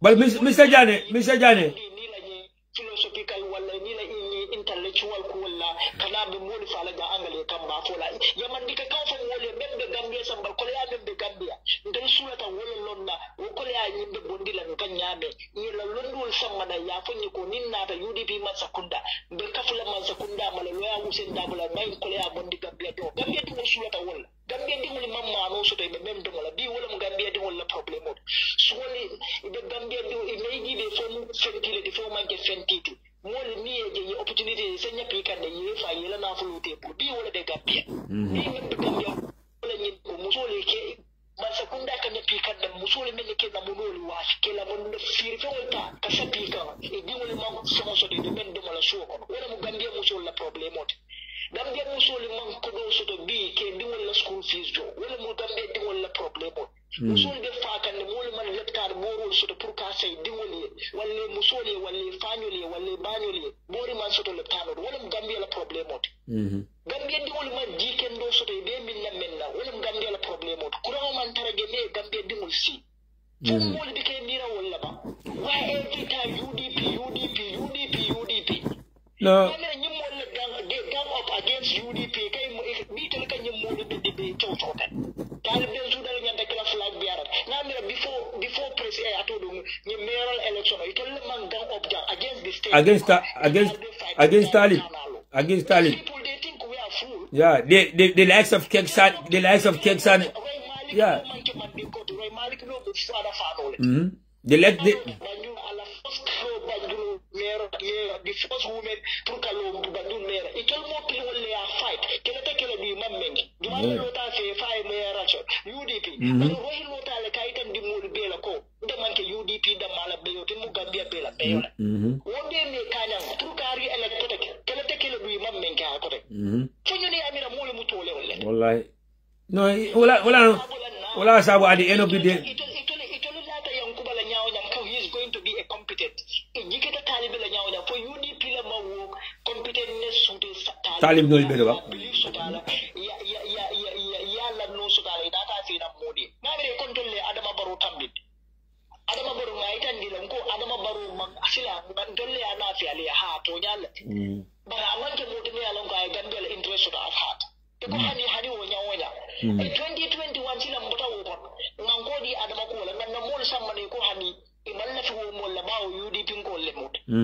Inata is ilu nyum floke alhamdulillah Gambia be wasake Gambia be nya fati la do ko wala but wo hasin yada be so no mo ko de sanade and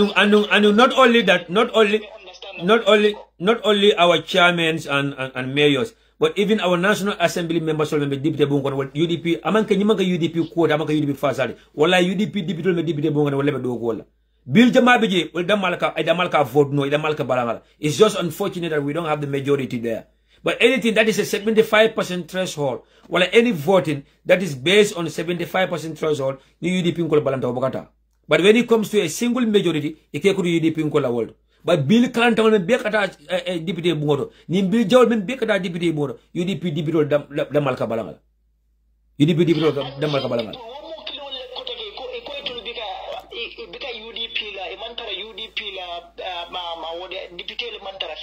Yeah. Yeah.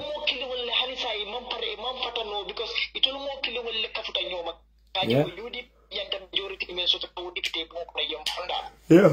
Independent candidate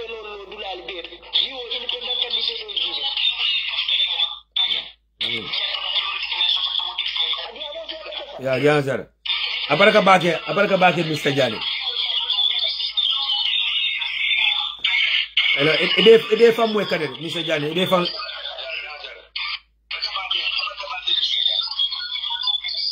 Okay, badi wala muna brother Idrissa Jani. Kachani meta but I typical mention mana is very interesting. I kumol mong for Jani na lamani hakilola. Aben na fala bake but at the end of the day found dana kaya kumoni bebande.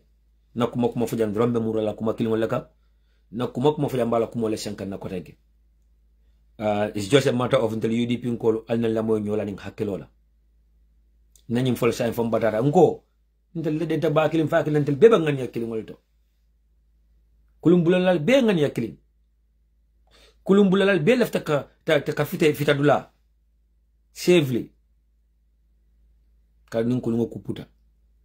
Nanyim fol njane before 2021 election unko ni wino until be kontana. Until lebe jelela.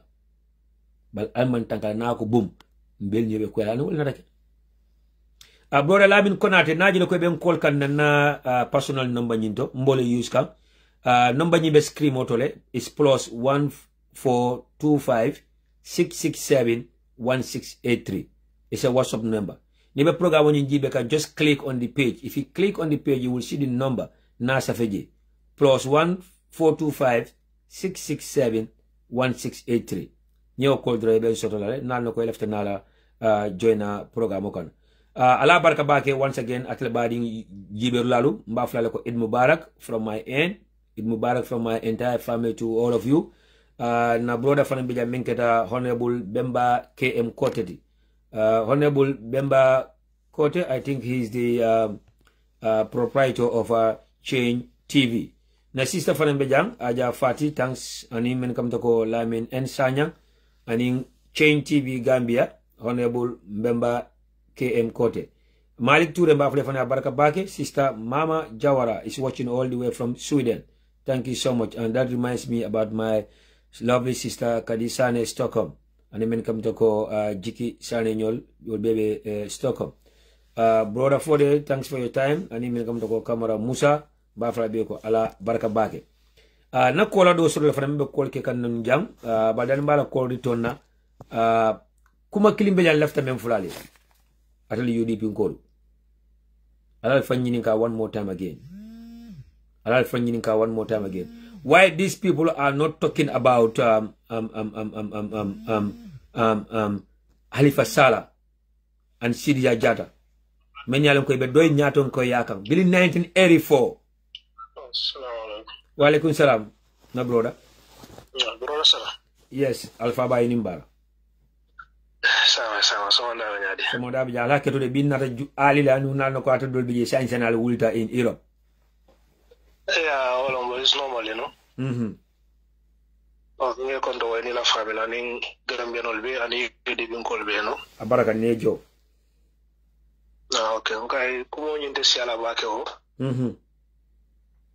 Nte lafta men fula rek wolom ka Gambian olbe nga haklo sabatindi. Okay, mol kanyin flag bira isu foka foko Gambian kol, you know, kulom yalon ka mo soto. Mol mi yalon ko wuluta sera kunda kono only sera kunda banjun dol fala ene man cross bil kamala so tebe Gambian la hat fo no la nyadil. So mol be hasidi ala afo man diana bot hasidi ala biya. Yep.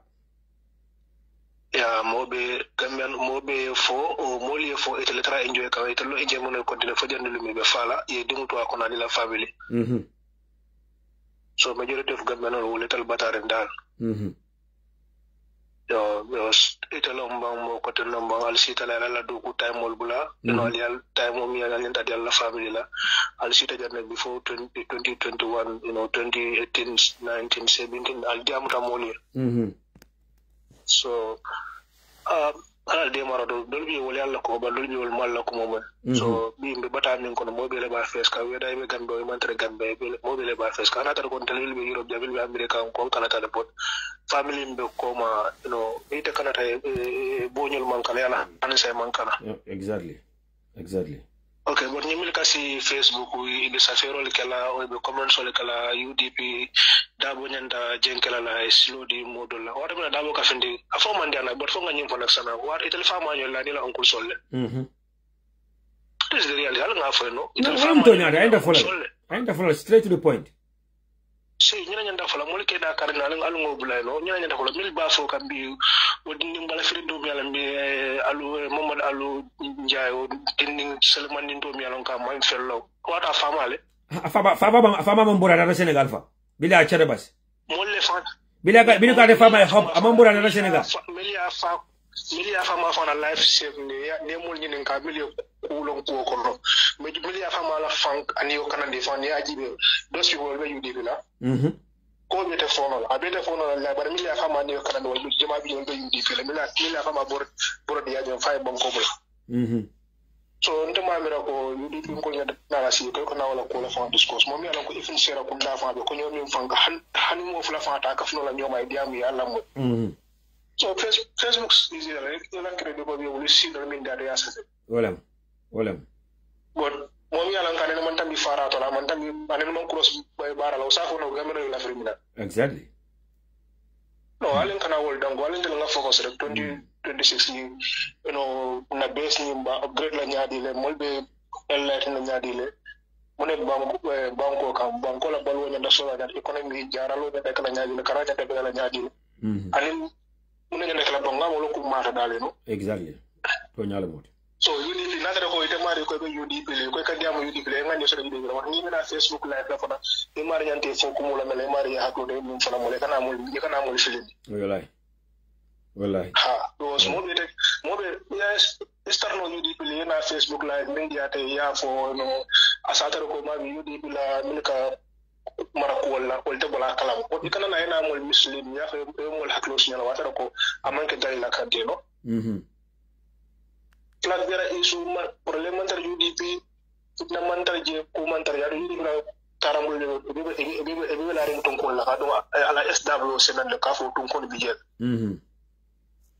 alum dala dañ na ko mil kafo ko be suda la nyaton ka yalla o yankuba o rohe malik lo ikela kunna mi ro moti na mi yalan ka sa alquran o ta e kal wa bible o ta e kal ka ko ni rohe malik lo mi na fo on ni pe su da sitala ni fo face to face mo kanale ka mo haklo ko suñare ya o fana mbeje si kana wala o man ka ku sotarende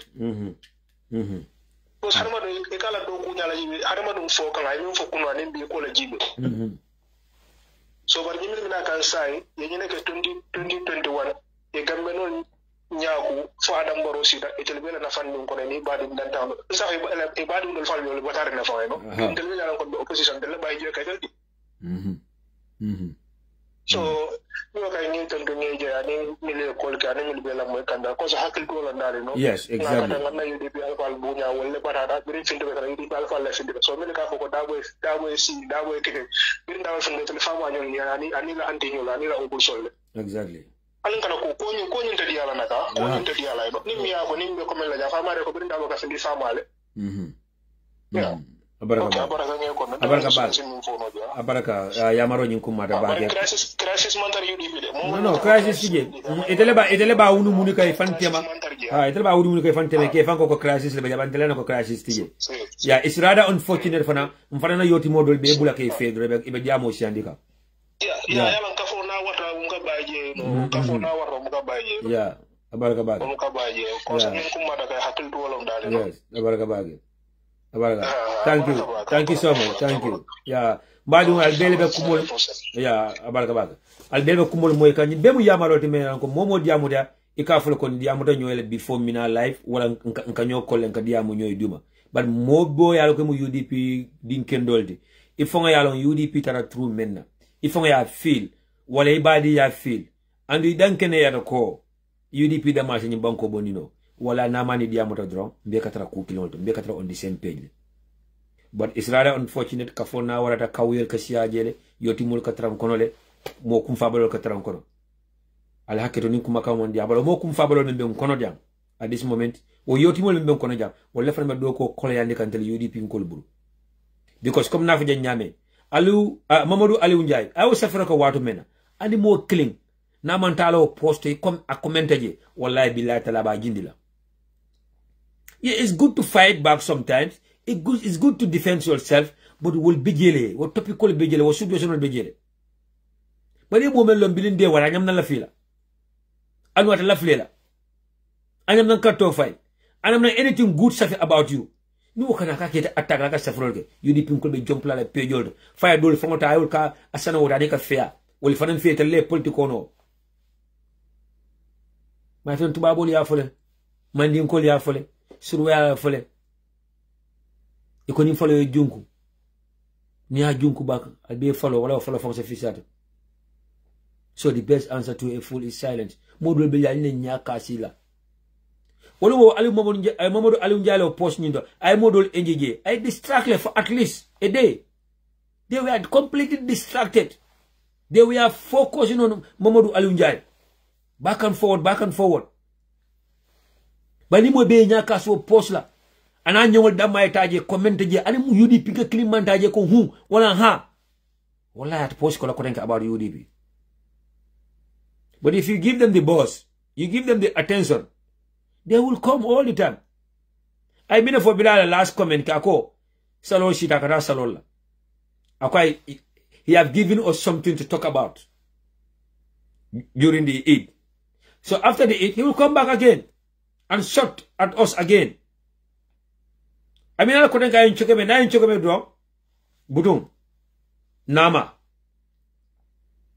Like I said earlier, Ali Ninin Karoke, Mbading UDP Nkolu, Mbading Gambian Nkolu. Why they never talk about Halifa Sallah and Sidia Jata to step aside? Those people have been the face of a political party for more than 35 good years. They have never talked about Hamad Bad to step aside. They don't tell Mama Kade to step aside. So, lawyer Usenu Dabo for me for drop, I tell me the pro-moti. Lawyer Usenu Dabo le pro-moti. Lawyer Usenu Dabo le batandi. So they will never sleep as long as lawyer Usenu Dabo remains the leader of the United Democratic Party. They will never go to bed and sleep. They will always have sleepless nights ika sibo lo ya dabola le ni sa fa no banta fa juna ika sibo la le mbari UDP ngol one more time bal dana lillahi alay way alna focus alna ti nyoye way the last time na moje jane men nata nim soto jam akan attack ako I've been talking about the same topic over and over. Why wouldn't I talk about this topic over and over when when our people are not listening, when our people are making the job difficult for us? Why wouldn't I talk about it? Na bora do fana be jana kanajang every time be sola akanaja na kafanyo ko my brother you talk too much. Malam for UDP nkolamba for UDP nkonte. But again, Gambelen banko di mi alonko ikam moje I hate amelon fam. Gambelen banko di kam moje mi alonko akeje dro ile kuyaye ake hate amelon fam. Palintel dalto sifala wala mo sifal bukantel sambad lato. Well, bukantel pushindi. We see those people as fools. We see them as haters. And we will never block them on this page. We will always allow them to see us talking. We will always allow them to see us preaching and they will hear from us. Mina mome alon ko ka da cheikh la ka diam bakere. Mina ni me la mo ala ka mem fe ba mo la. Ni me la mo amali la aka mem fe ba mo la ba. Ni na man your life to yaju ka da cheikh switch off, move on with your life. But you stay there watching and listening and at the end of the day you're calling him names and telling him that you talk too much. And ito ko yefanga UDP nkolet. Wala ito ko demo UDP nkolet. Na UDP nkolet menya ko na kul man diye. Anu ni beba parti kilimo la kono. Wallahi billahi ta'ala kan de jakal bakel. Na UDP nkolet menya ko ni beba parti kilimo kono ni be ngane kilimo soto. Mbe lafta UDP man sakundara. But ntel la kul man diye because of who we are. Ntadung ale along mo soto UDP nkoy. I love every individual. Nini buka keno ni buka keno nini mandali nyola ni mandali nyola nini masoro I step aside but buka mola doko undermine buka jutu mola doko wala because one thing wala mu left the UDP mon sekundala left the UDP le election win.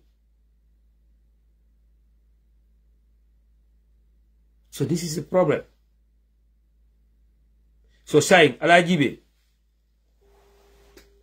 the likes of 𝒘𝒄𝒄𝒏, I don't want to mention his name here.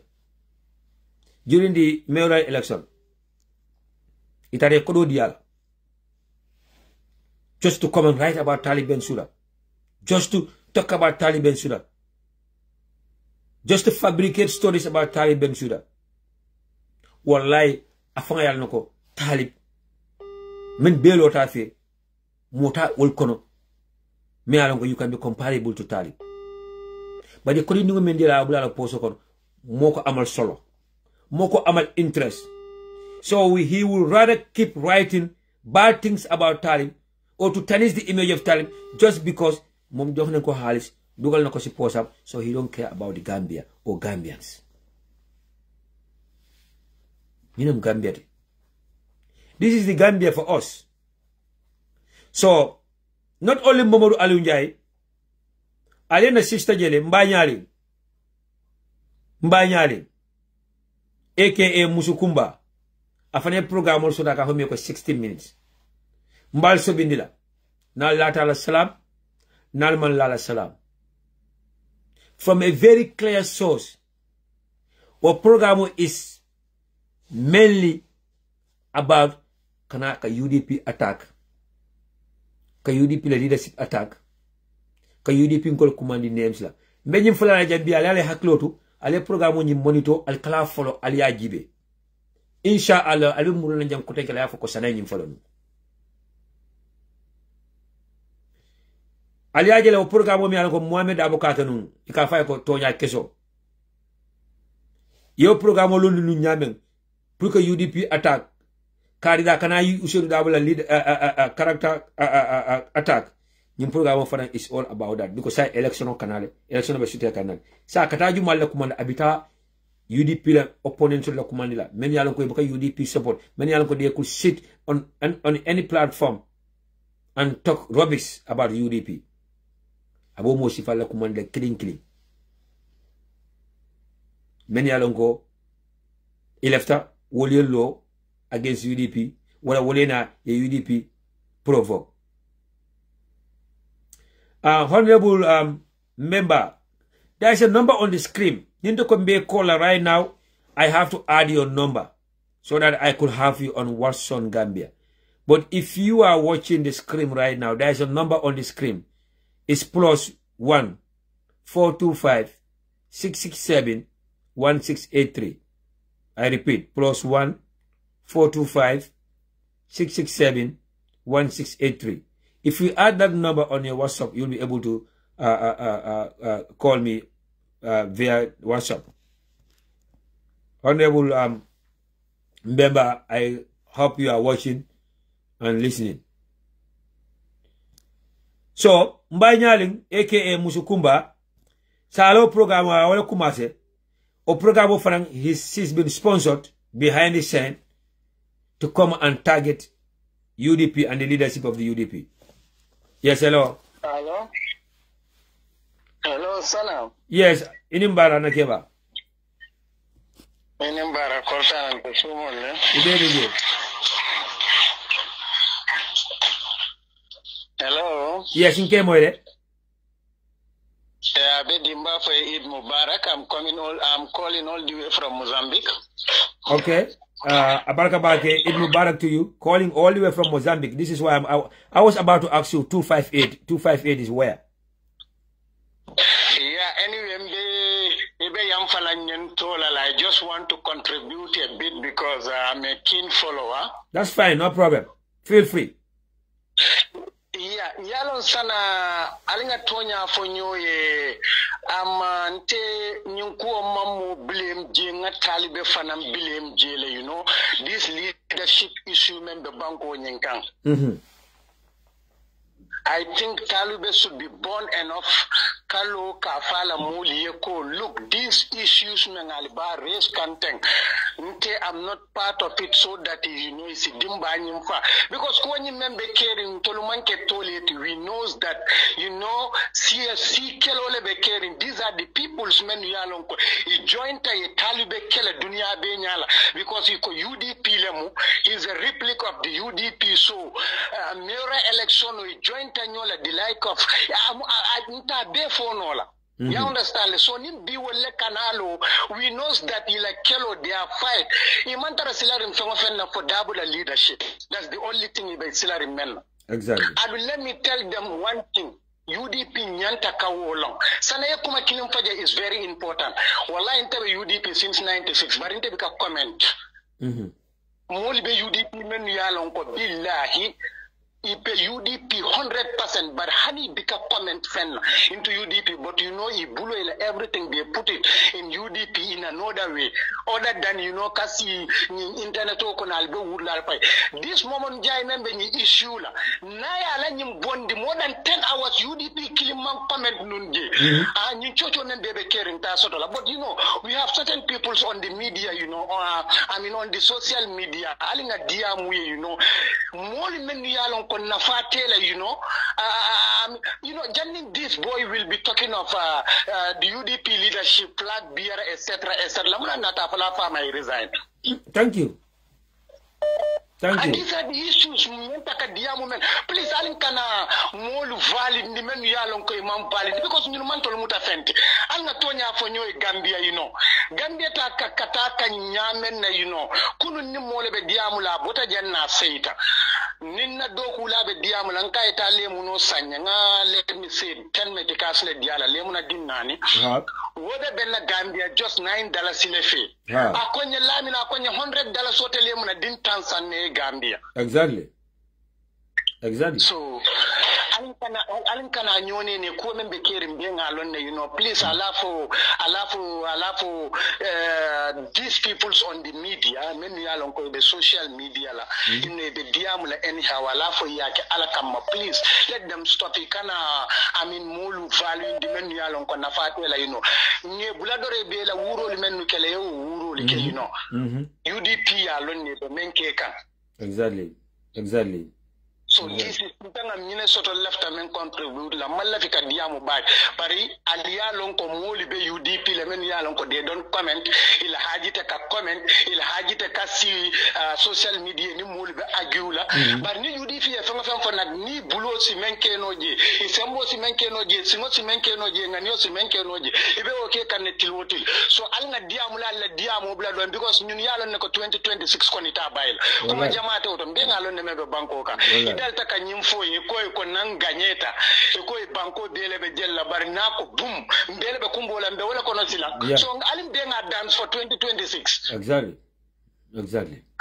Nyimmanke national you sunkaro botala they will come.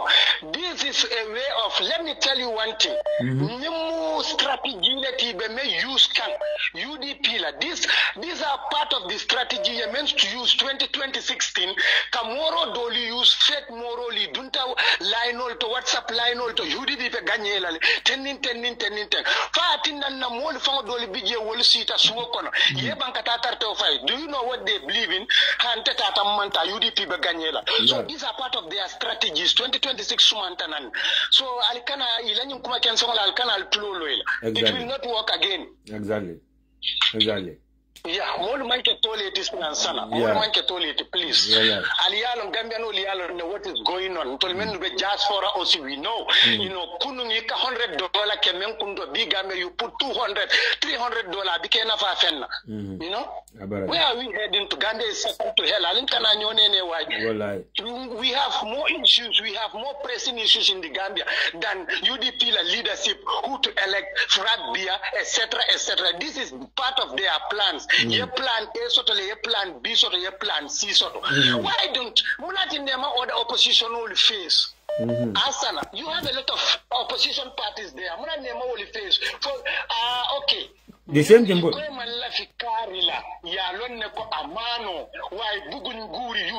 Yeah. But still I'm UDP because UDP is going to salvage the Walalim Bay. Ninkanon Belaba Henry Thomas could push back. Put in the Chevron for 2026. No, Yalong at the end of the day, they cannot go without us. So, guy, then you funka, then you, Madam Bavana. Guy, I think they just love us. They cannot leave us. They cannot leave us alone. Yeah, this is it. Yeah, they can't go without us. They must talk about us. Need the malusita sana sorry. Need the malusita kamemfo. And if into the social network, I mean the social media kamemfo is another thing. Yeah. Malum fali ya fahamu. Yeah. Malu kamemfo dumala. And if kamemfo on social media is not the same thing. Well, I'm not ni normal lafita boss la doro. Alafita viewers la. You know, you can for combating UDP provoke. Exactly. Understand, so it can provoke. We have certain people on this. I mean, social media. Many are going to be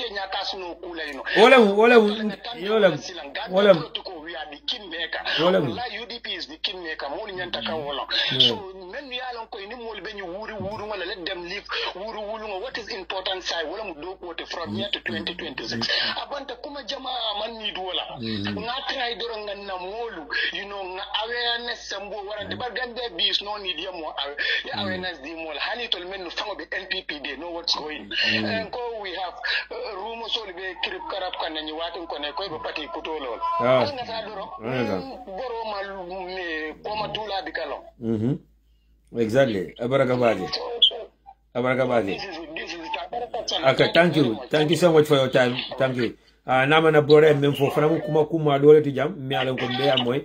Yeah, we have a brother here called Rapper Smarty. I know, first of all, it's a fake account. That's not the real name, but that's fine. Rapper Smarty. I'm not UDP, but I think they have to change their plans. If not, Aremo will continue. If you are not UDP, what I could advise you, if you don't mind, my brother, I don't know whether you are he or she, can you join UDP and be part of the program? Rather than you want to sit on the fence and telling us how to plan or where we should go. I'm sorry, if you know that you cannot be UDP, you cannot be part of us to be part of the program, then I'm sorry. You cannot tell us. Now, here we go. He is APRC. So you are APRC. Why not be concerned about your APRC? Gambians are funny. Why not be concerned about your APRC? APRC is a bigger problem than UDP. So why are you telling us to change our plan? I think APRC should change their plan and join UDP. Let's come together and uproot the dictator. But if you still want to stay in APRC and you know you cannot win, but you are telling us to change our plan and you don't want to be part of us. So Gambians are funny. This is one of the funniest characters that we find in Gambians. Now, brother, I think this is Honorable Mbemba calling from the Gambia. Mr. Mbemba, how to never call back what model the line over me? Yeah, Alhamdulillah,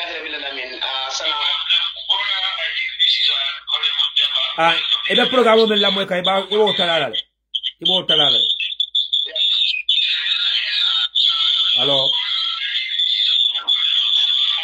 Allo Mr. Mbemba. Ibe jam fala jenal wala ya tala. Ya, ani kabi ibe suti ani ngale telephone do wala de. Ibe program la moy kam menna. Fo yo tala wala ya samba silence. Wala ya jam fala ha.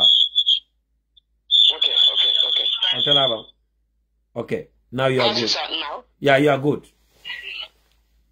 Thank you very much, Sana. Ala baraka bake. Abaraka. Nge kondong sunkaro salola, Sana. Nejo.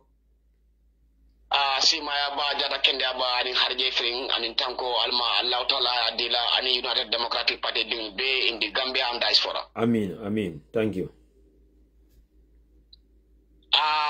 Gambia jang anyway. There is no leadership crisis in the United Democratic Party. More than to fahamule yo long. Momo Italy la miriati ila miria e mindila isa fonole. Aro Martin ninko fo nim party la structure la nim party la loi nim policy nyol tata. Exactly. Mtelie National Congress ke Janjambure. O National Congress in Janjambure nganna party leader tombo nganna secretary general tombo nganna flag bearer tombo. Gambia jango manke isuti. Okay, problem bedame bi Gambia jang.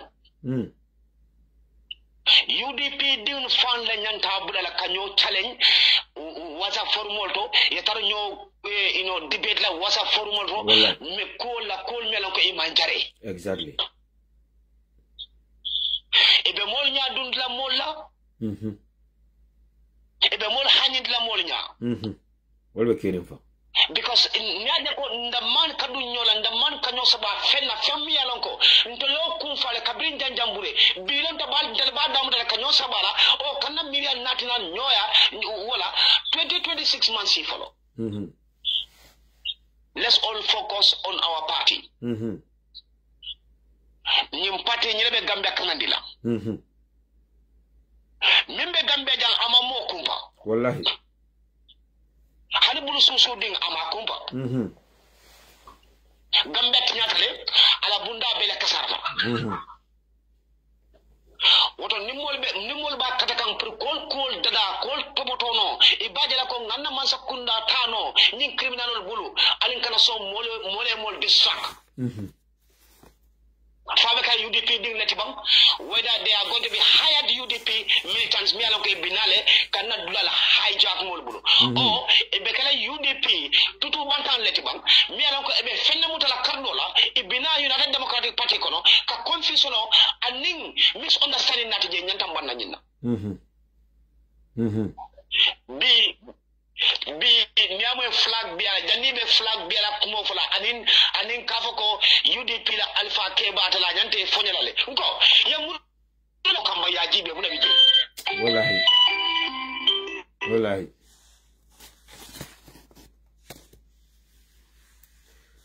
I ura kamba ya bila konsono gambela konsono ma tam limit sono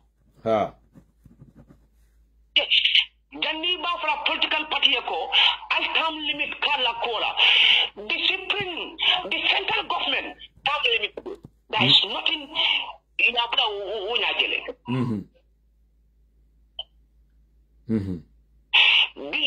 bi bankol mi alanko ye sama soto bankol mi alanko e parata dindin la sama la han dindin mi be wulula sanyi tallul nala ila sama pro kadla kabrim bila wole tam limit kala ila bankola pour tiñaro kan lan tam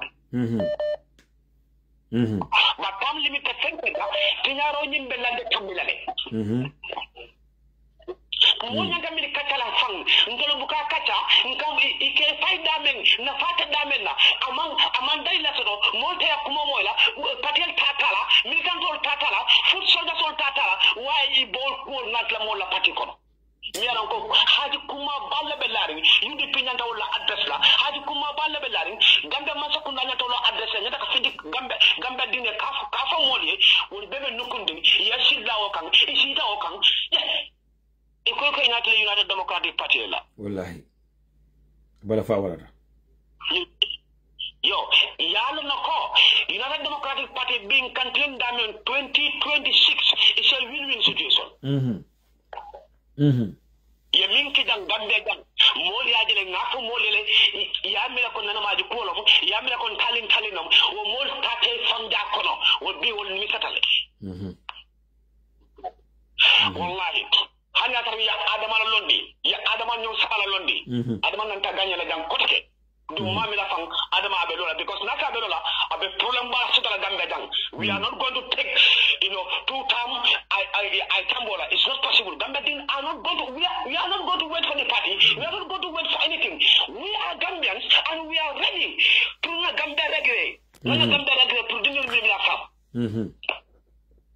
that time adama titawola it's not possible atalola next election atalola wala division mi ben dibite bungo non tele ndama ka dibite bon nyoto ndika fele ko man tara fella je they are robust staff ndeko la fonte ndeko hondabul mbemba TM côté ndika fele ko ndolo we are not lucky because ni mo tambe damen natara ko mo fula o mo saba ko ni mo sabolo wol kankatande mo londu Untonya. Wo mo sabo la kato wo bukaje. Gambia la loi nyanda fale da Gambia la loi man fale. Security reform nyanda kala security reform manke. Institutional reform nyanda kala institutional reform manke.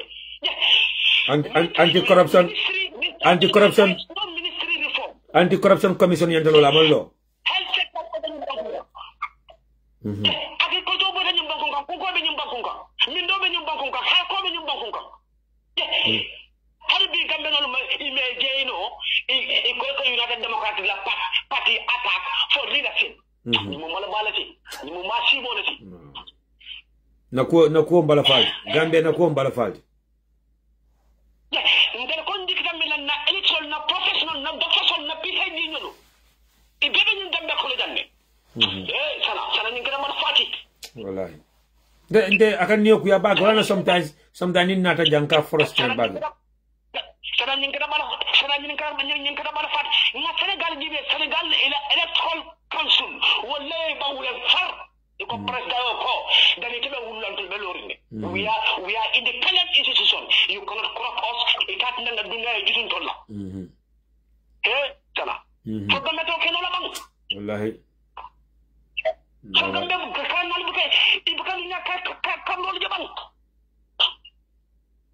But I think honorable Ulana sometimes nka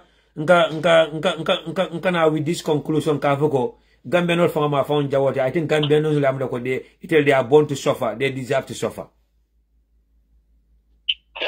Sana masih boleh kita jang. Yeah. Sana yana mansa na pareta kuti na pareta la banco controller pareta la banco nyafula akamuna ke criminal la ko le invite ya balo ko la ni moluma se do ko la ni moluma ya mindo ko la ni moluma banco dine tar hala ko kono o banco do no bo hala ko kono ila miria ko sorne ila miria kada damen e ko na sa mbeddo moro ka nyaade le mbed sen sambala na dimbala nyaadile. Yeah, anu mansa fana namina jawara mansa ya fanta fan surround business manula mi ango itela intereso da may kolje la profito ni yana business ko ndambu ko fo nyum banko kan woti nyata le sana o man ta dang. Yeah, but that individual many alongo wol close step wol business o tinyata nyawonya business o man tra betala nya but that individual business people many alongo wol business o tinyata man tinya they are still benefiting, and they are still making their profits, and they are going away with millions of dollars every day. This is what I'm telling you. Yeah. These are criminals, our common criminals. Yeah. These are criminal syndicate. Yeah, yeah. Na common criminals, these are our common criminals. Our common criminals, yamu federal and the Gambian Niwie. Sana, anyway, Banco Minka Jibe, or Banco Dal Sulu, Gambia Dal Sulu Sifa Jellebeking, Dal Sulu Sifa killing, Sifa Fula, Sifa Saba, Dal San Sifa Jellebeking, Dal San Sifa killing, Sifa Fula, Saba Fonani, That's one Sifa Jellebeking, Dal Salun Sifa Jellebeking, that's Kenneth Sifa Jellebeking. That's Kenneth Fula Sifa Jellebeking. Sana Ninko Bekatan Lako, Mansan Abe criminal Yakono, Abe Molu Bampuka Mialanko, Abe Gambian Kutakan. Okay, any topic is very important, Honorable. Honorable, there was a time, the government printed new money. It was advertised everywhere. This is going to be the new banknotes. But those new banknotes came into circulation. But still, you have about 3 different types or 4 different types. Gambel kodo kun kalpe kono, ibuka no kalpe ofo kono yakun. Kodo kam to ko tavia. Nin dara skema fula fulor min sotota wonto dara skema fula nin dara skema fula sabol min sotota okay ngalon ko gambe tamu dara skema fula kilineti but gambe dimana tamu fulor nyenti who are the custodians of those money na lo nalbe sirin mi ko ya accountant ke ye PhD ñol soto je be siri nya bala banko be halakila nya bala criminal le banko tamol bulu nya bala ito mela foria kanta mela sama kanta idina sama ba kanta kaje ko ka banko kanandi hala tan ko ta dakering le legacy sal ñu banko ko fo wallahi wala kala ñu mol kan ka mol sunya sama ka ko wata baraka magi Mr. Nemba. I know you're feeling very emotional right now.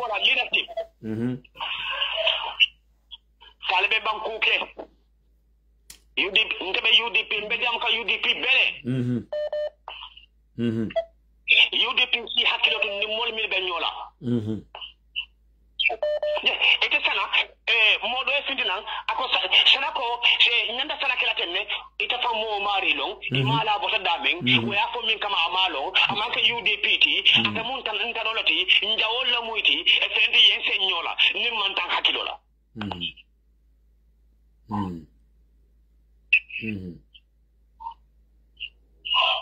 But na party leader, the party secretary general, I audio min findi dam han 2 weeks free. I munafo. Ako UDP dinki entakering. Dinki mansato. Mi alonko. Ayalo nyum pala sokan. Ama sunte bala. Ima kasanda la kona. Namara o kanyandare. Wai kumo banne. Natara ko. Ai kumo banne. Ko ita man kana sikote ide. Natara ko ita bu UDP dinati. Ida sorong. Ika kan nyum kumo foidala. Ika nakatadlat. Or less until they don't even trust party leader anymore, or they don't even want to believe what party leader is saying. This is what I'm saying. What do you want Gambe flag bearer on Kajako? Patila flag bearer and secretary general. Well, Manga Kindi, what do you want? Gambe what do you want? What do you want? And men not jackal, Mfala UDP Kolto. Go Adama Barrow, Muntumale Adama Barrow Tombong, few months to the election in 2016. Ya wafi, Asanta, Kato fighter, Bankana UDP ko yemene alon ko kafoko, patiro nyatum ko wala na flag bearer ente fintel bilin sayne pulin salon pulin na wafi. Flag bearer ka tombono in election year. Election, for example, ni election be 2026 ni election be 2026 in December. We can have our flag bearer in July of 2026. In August of 2026. Wonderful. Malanga UDP ko dafa ko flag bearer ente fintila shana nyental na bilin say. Yeah, well. Before that time, UDP la kumbal na sama molo nindo ya dabo kenya to sling mi ala ko bedikili la kaje ko nyi lebe kan nyaata bi e frenting ebe mo dundol ko a frenting ebe mi ya furu dundol ko a frenting ebe kuma kala dum be fokon kaje ko na hakilo jakasno ani ka UDP la hakilo jakasno kan dundu nyola exactly exactly abaraka baga hono abaraka baga oto nama mantaraje o jamaala be la moy kam pour ye dunno ke tendu bakke ke jay kanen fojo momo ka fa e kan diamule kana ni mandiyamu nali mandiyamu benjela kuko na gambel jang billahi wallahi tallahi mbafala la ko ni ngalo al diamu de ebe minna do ko kende balom al diamu lolu al diamu ndal bakala de ndal be wata bolto be facebook bolto na ku jamaala ke fanan dum be ku jamaala ko ma fanan kaje ko kadbiring 1996 na alfa le min ngaba nyim bankoye kayroto anin tenkunto anin hormone bunyato fasi sotno abaraka so kali be tinto kali jayi yara democratic ding bebe dawdan ding ala foy ko momo yidu le kono kono abaraka ngado ko ka pati abaraka baga ngado ko ka pati flag bera ko man futo ma folo ndal ma mosodo na manke loya usele babote as of now yes as of now ma mosodo na manke loya usele babote ebe sulana minna e tajala dun nin annala kila sonta inshallah ni ma fo ala koma abetala win-win situation 2026 ngo mo la fata faka pare ta fedo to fedo man soto ta jibe kamera ko mo la bitaka bakwe ni fota banjulu min kata bara be e kamera ko mo la bitaka bakwe ni ñomu jibe UDP député tije ni ñomu jibe UDP councilor tije ni ya jibe har ko min be kan be tiloto mi kadu wo kunun kono ini din de na nodo de dindinu musolu tawru bi ni keda e fota de kabara alhamdulillah ndara ala ko wallahi mao hada badin si kan ñoo ñende afan yo wala kan yote yeah yo so ñum baabe ñamen abelarin tan ñamen sana wallahi momo man e mu gambe de man bala fa gambe ay e man du ñum ko na ngana banko busi ñum criminal ma billahi wallahi ni fata hada be konti bolo wallahi adimitale min be ko min ko be adi bingal mbe min ko na wala bingal bi kada mi ya jame tab iko si ya jame na daga ke mu da e fa de fata e tabal ari toro be mo be kan adun tam mum be kono no nko han MPP fan kono bi ma si mo me bi ni nga ko to e tela la fan no nko be tawnte yala jong ande man kadi yamu jenten nani silo Gambia wala no xoli de fontinya no kosim bora abama ni mbama baklim faklim fondin ko abama ni mbama baklim faklim na Gambia ta na tara Gambia ata ayole ta dum tan kulungola ata na fasilo ka wallahi yeah du ñu min bebe kering ñu ba ko tala min bebe kering sana ni nga foye ñu kar dantan din kono ñu kar sabol kono ñu kar nanol kono fo ñu kar nulol kono gambe din min fata ba ko la sara mo wuli fulata tabi musula bang kela bang na minister of youth and sport abe siria ba ten kondi e ka ko gambe fonni ko no mo bukata ba ko mo na man fa ba ko la president be siri abe ten kondi e ka mo na man fa ba ko la musol fanal nyanto min mata musol la ko ma dan kala musol sembentia nyum bankon kon e bebe siri be ten kondi e ka ko kaya tinya aya se mo na man gambe dem buka fa ka jangu ni fer dambur ko da mo fata ji ma si bolo wot itata takato kunun ko ndang fo this last week tati Gambians youth mi an ko betela bakaw kata munto la madusa ni ma si bolo tire bakaw dia ko pa apato sole apprehend do le kanaba do le bota e do le muta honorable ni meta diamo la demol kumbondi la fa ni de meta diamo la demol kumbondi because it's rather unfortunate. It's rather unfortunate. It's rather unfortunate. Yeah. Let us be each other's keepers. Yeah.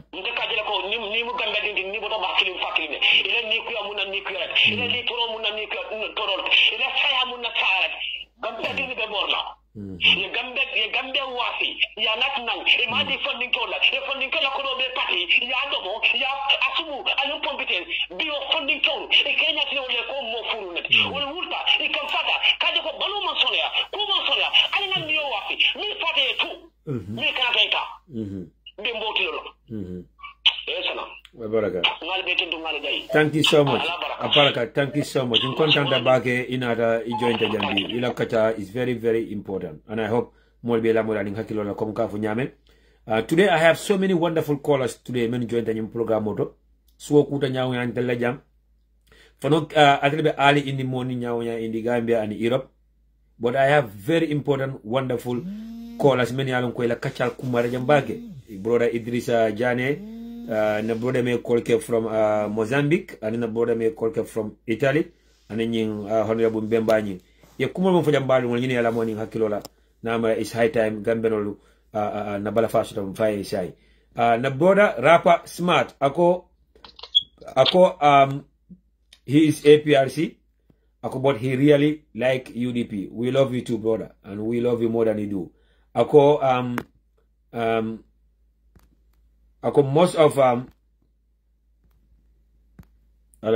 Most of his friends are UDPians, and he tried to convince play join UDP, and he believed that it is he believed that it's now time to join, inshallah.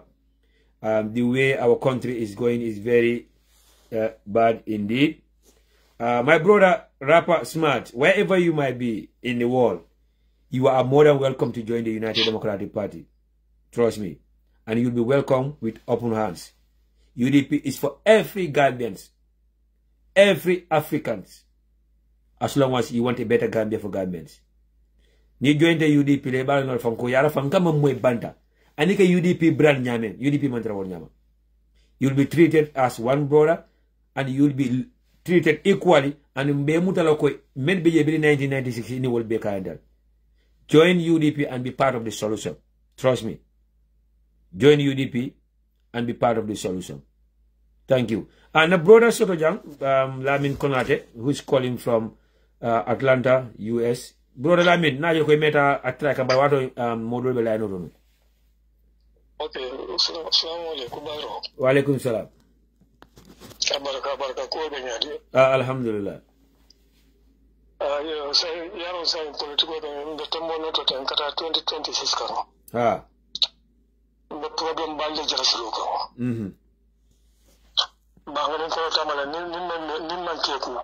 The problem sama na patio ko because na patio moy be jël me yaron ko on tefe la mi ro bu ka jamfa. E bu ko mi ra ko mala.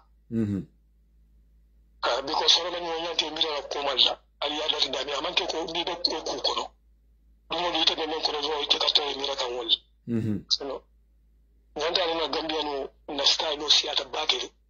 Gambia no style no siata sana. Wallahi. Gambia no style no siata sai ni style no ti me samma kan na. Iba yo ko Gambia UDP sai nyante no ngadiambo. Ko ngatonya so kakasha mini matonya na ngabula. UDP la problem pro Gambia kono doyi. PDOIS. PDOIS with their militants, it's a left UDP la for ila yomidim. Wallahi. It's a left UDP la masala for ila yomidim. The platform for blatant society kono. Ika diamu moli. Ifa bani loko PDOIS or dari UDP kan kukuru. So coming election 2021. Kabiko Baro win that PDOIS the floor Baro congratulate. It all following Baro that Kabaro congratulate. Minare Kalongo no Fade Bulu. It all a quite Bemale.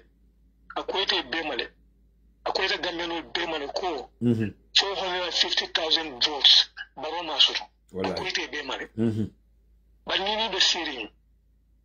Ani kunu men be fari Yunus la fo kunu ko ma men be fari Yunus la platform to ni be saying afoko UDP le last election o widi ajibe e buga son kajefu lim te ko men ka son kajefu kada fo for the people by the people la platform kilin te je men ka son kajefu ko ko to be male ko 450,000 votes moto so no la Gambia kono akoite mali but it is on the calf. Ini la kajasi dia nyawnya ni na platform be ko UDP. Ikasawar wada mala problem na UDP. But ko UDP election win no, I'm not trying no problem solve. Me akle yena winning busila. It is on the calf. Kabu buko kaja. Very important point. Oromu no go area. No, do you see what pattern? nimbe tonya fala do fala musu wa patirete ko fo ko ko mani that Yunus la ni ala platform ujibe ifata jile kep ndebo ko sifal la moy andu lamin say de force cross road because mto lamin buka cross road okay bali be juma le ko Yunus Haidara basa fo Yunus Haidara ma fa demo UDP ngol no la bala platform to lebe ni je ito lebe ni je be la min be comment kan dey comment so normal so be je ka o ka fa ko I like you man you are not a typical chewo ko yo to baka ka ko ita man typical wala man ke typical UDP no man ke typical man kati that's the fact okay One fact. Because you go mera kabisa vo hilo jamanura. Wado mera hilo kananu me yoyana. You know. Ya audio findali. Me wala mwele. Ko foka ko hilo sa good sister la. You know. Why pati buni ne ko kon. You know. Wala bun ka yeki an kai dañ wara ñibi. Dañ wara ñibi. Audio link la ha. Audio beben yen. Talib ben sura kabya mina me yara. Ani sa fanu mi ba fara de. Exactly. Ani UDP la amani ko ta for winter. Remember ka for them unifier. Imanta UDP la be talib la. Ya musa ya nkali diamo. Be talib la ka for talib le Messi because it mamuta talib muta ko mandika dingola mo. As long as money ka come on ko rek ito mamuta mani ko ri ina muto nyati ibe ka fo talib le unifier ina muto nyati sana you know BBBB ka men bebe Yunus place ro nyim PDOIS ko te ani ni so called independent no mena ko ila 75% is PDOIS you know ko ila 85% is PDOIS independent ya ka fo dal la rek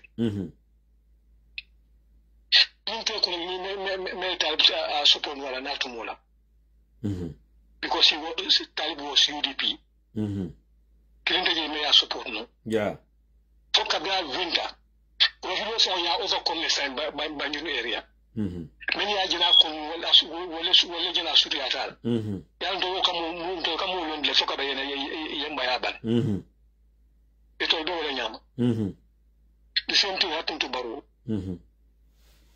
BBBB, Nico Salem UDP flag behind. So my tajila. Exactly. So my baby disappear. Exactly. Then we will for assassin.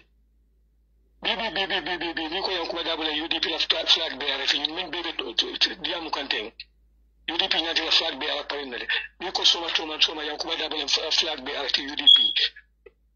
Ite jela bini ko yon ko dabul flag bearer UDP so why they ite yon clean jela platform mode nda yo foye wallahi billahi tallahi nyanda haklo club bage mo nyanda le kali history kan kakala bembi men damma ko kakal womira ya ni ko 2026 ku yal min be kandida say election oro say dunia mo yon karane Moldo krankane Africa West Africa or dan now even Africa for Moldo krankane ka stop yaran ko next maybe family to sunya roke race sunya roke no baroy next 2026 election so say be mun kreme anko sinkuru no yimola because man la fi dabo na because dabo is a typical manika wala ne ka for you ko you are not a typical. Exactly. Yeah. No. Tonya okay. Nimman tonya for you and Benyon Nakanal. Nimman tonya for you and William for you.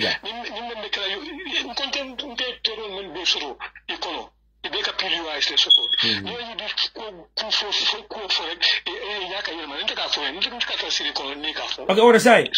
Okay, say, brother, Lami, so say, me never create advice to jam. When time and talent, me understand that as UDPian because you're doing example when you do it. Your example when you do it. Okay, so I'm called to for do it because my book do sifa katakterial. But the people platform will libertarian. Okay, wala na left alone na.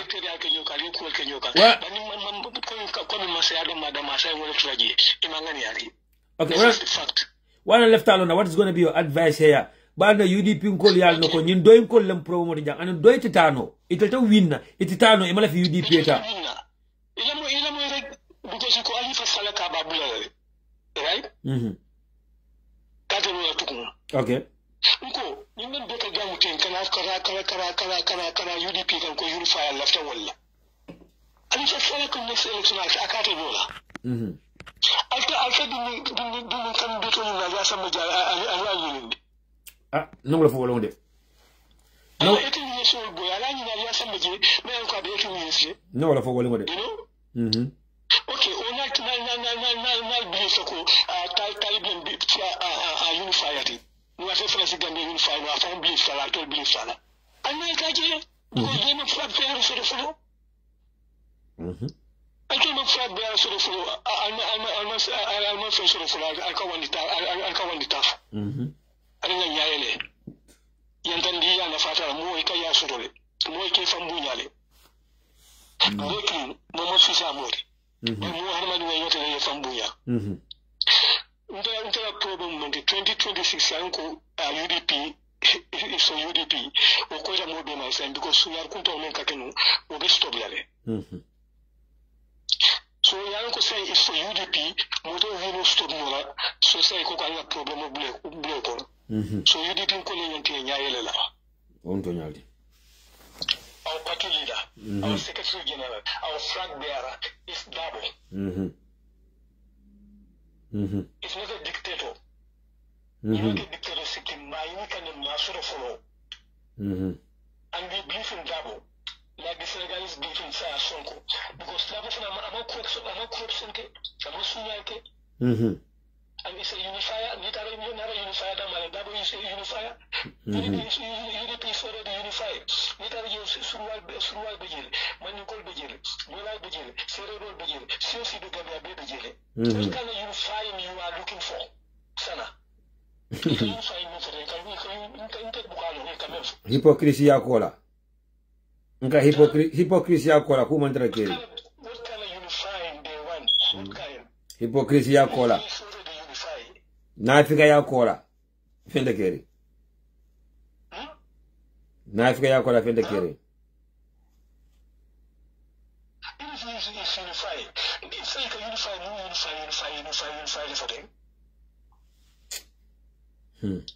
Because Salvi is not a full manika. Because Salvi is a manika.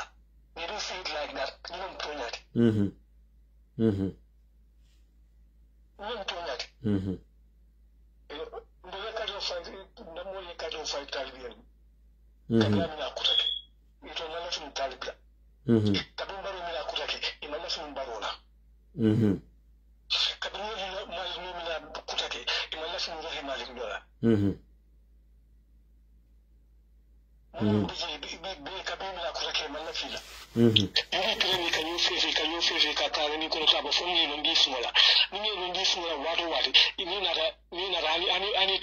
Executive for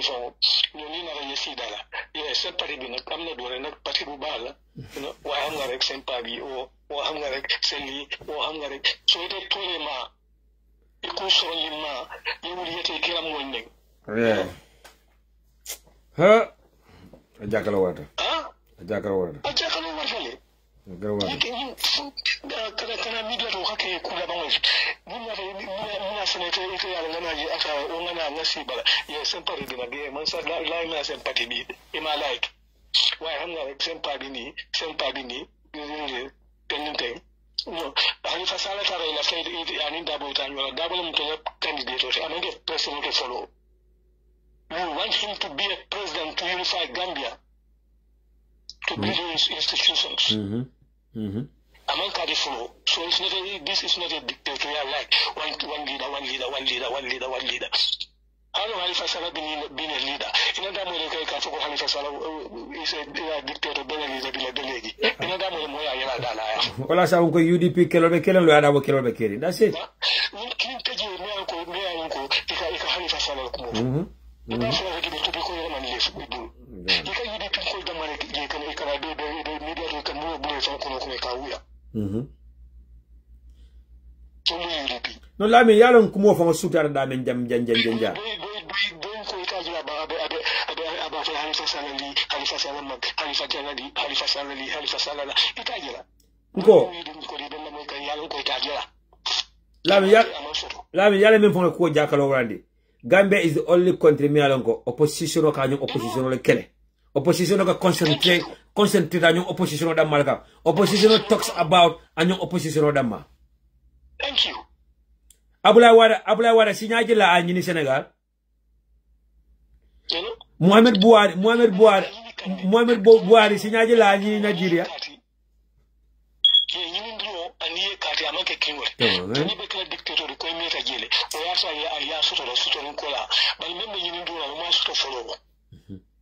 Abula wada a ñini more than 4 times.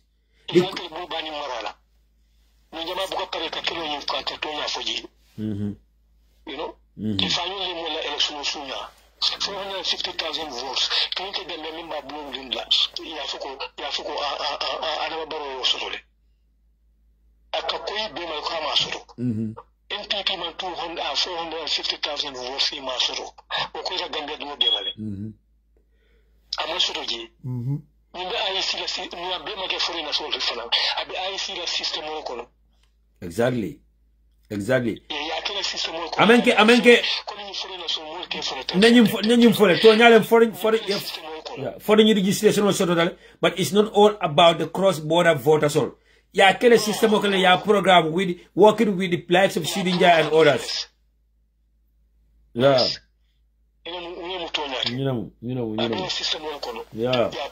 Ya program. Ya election was yeah. So saying so bida faranko sunyaro nyim bundal sukitale. Wala sunyaro men si fakana don 2020 na be kolera like 2026 so sa ya another fero do si de correct combien man fo ele fero ele fero bu kaba yeah but I tell you UDP collable how we gonna handle them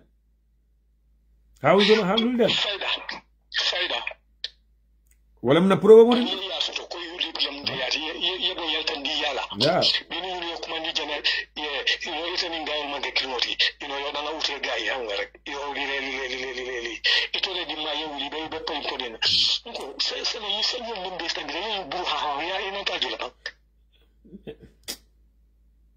why can you continue question yourself? Why you can buruha in Bekate? Women beka you buruha kete amake you did in quality. For the people by the people platform wala malina 100% platform only is in quality. Wala can you kumulf. Ani min be fenga de kara platform to komi unisa na yo platform to fa karaji. Ise ikna in platform to. Foni fa prante ro to bio firola because it dem fo kam o man kela silo. O man die. Yeah. Fama ye bili sabali bodo UDP. The first person among they reach out to for the people by the people is Eunice Haidara. As someone in the platform oka. UDP in call fara you. Yeah. Yeah.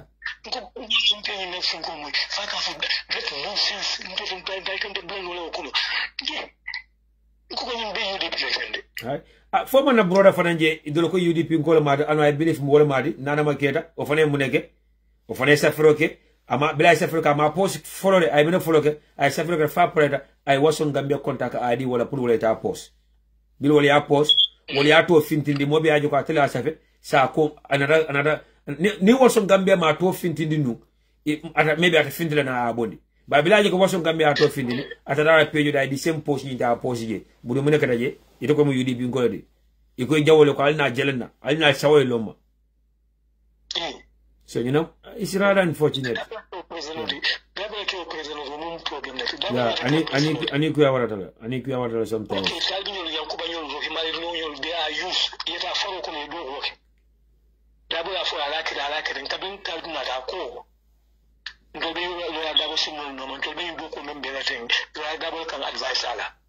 Let the same advice and after I can president noti didn't know that for ko do ko la ni ko do la so wala because say you fire amake na fikata amake mo ko amake sunti abuka sunyal ko abuka think. Why you want to hate that person to be a president? Why you want to marry a president? Sorry. For you tell me the president or the president only Yakuba get president it's a local kingdom. Go on the local. Tell the local king and people will love him. I love him to death. I love Yakuba same thing. I love him as soon as you are UDP. Yeah. I love all of them. Yeah. Manso.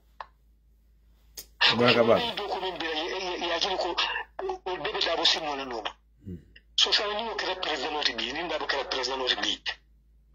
You know, in them, they can almost double a comola.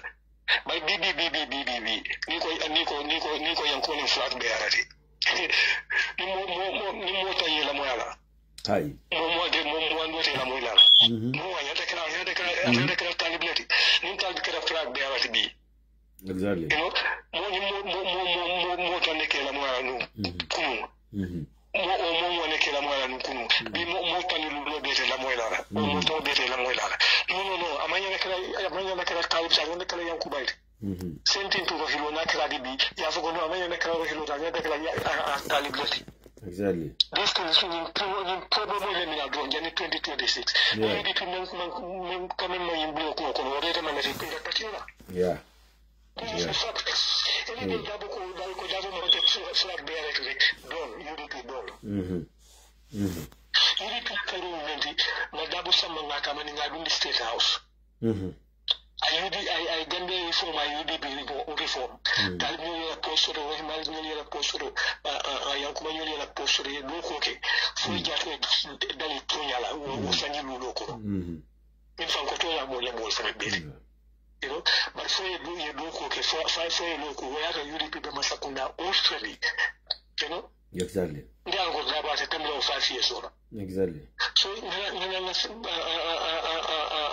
Congress, next Congress, will see for one more time. I don't know local, more not happy yet. Mental not happy yet.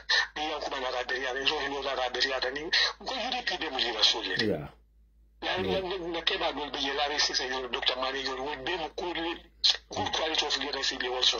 Yeah, exactly. So, put your man and I've been with us already. It's a come looking to work. It's why I think it by force. Right. It can't take Ibala for Yamol, After Dimbabe de Boko, and Lebumbe Jenny, Leko Café, Dimbabe Lemoko. You have a father who is 90 years plus, a father who cannot even speak more or understand a Memphis. Itoko Kafu the less 76-year-old leader of Coronel.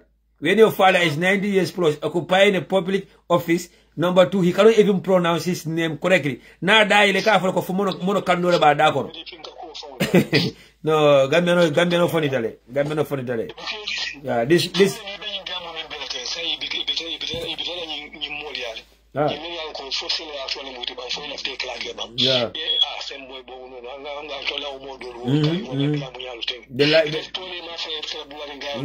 This life is not balanced. This life, whole life unbalanced. No.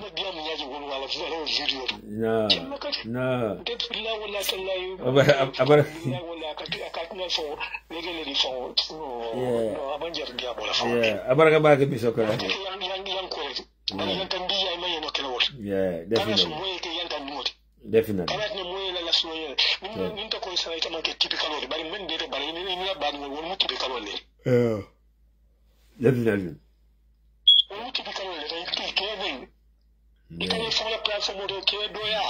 Wallahi, very sad. Very sad. Yeah. Abaraka Mr. Kara is a professional. But Kara in general, Muhammad Kara is Dunya Kara. Kamolong, Kakumolong, Kamuyalo, but Nico one. If I another money got on 1 and 3, you know, but I will be only succeed in business or ability. You know, thank you so much. Kara is just a professional, Dr. Yakaran, so you're Yakaran, Yakaran, and the Kaoleta.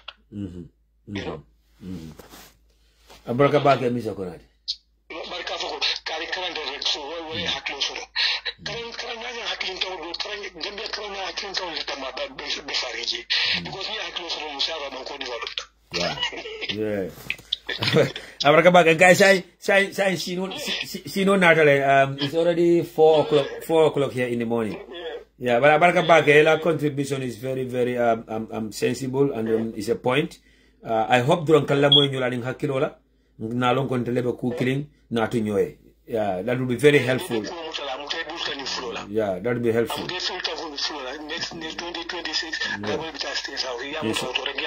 Inshallah. Kana sumu kanta waya bembe yanko ate itola kunko beni nyamo imo fitano ikana fa fote kunko nyamo be kunko ko nyata fere la dimbari uri yeke ita kunko beni nyamo. Exactly. No, tambira wala nkatula fola jang nkafo ko ntefe. Yoti mo ya kola kente wodi kumfa baliani yoti mo ya kola. Na UDP ko do lemanya. No.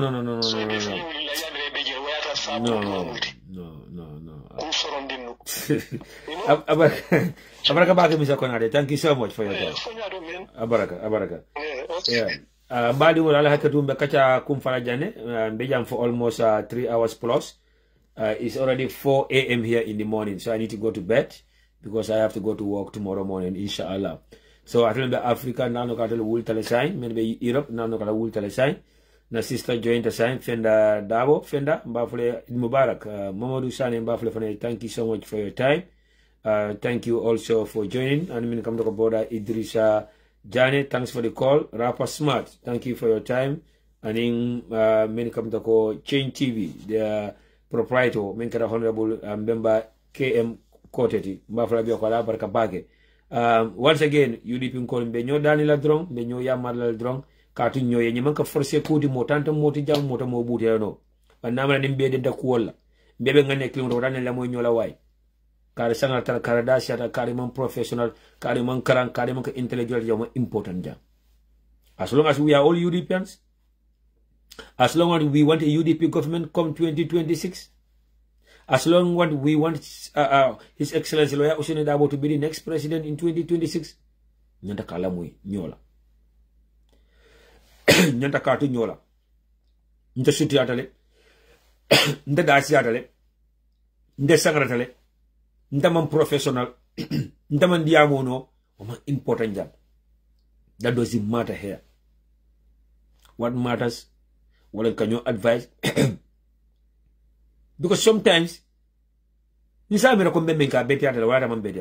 Momo feel your approach is the best way. Momo feel the way you do things is the best way to go about. So baniti I feel like when you come in better, I know dia when you do madro. Na kumfa balian in kawe yabula.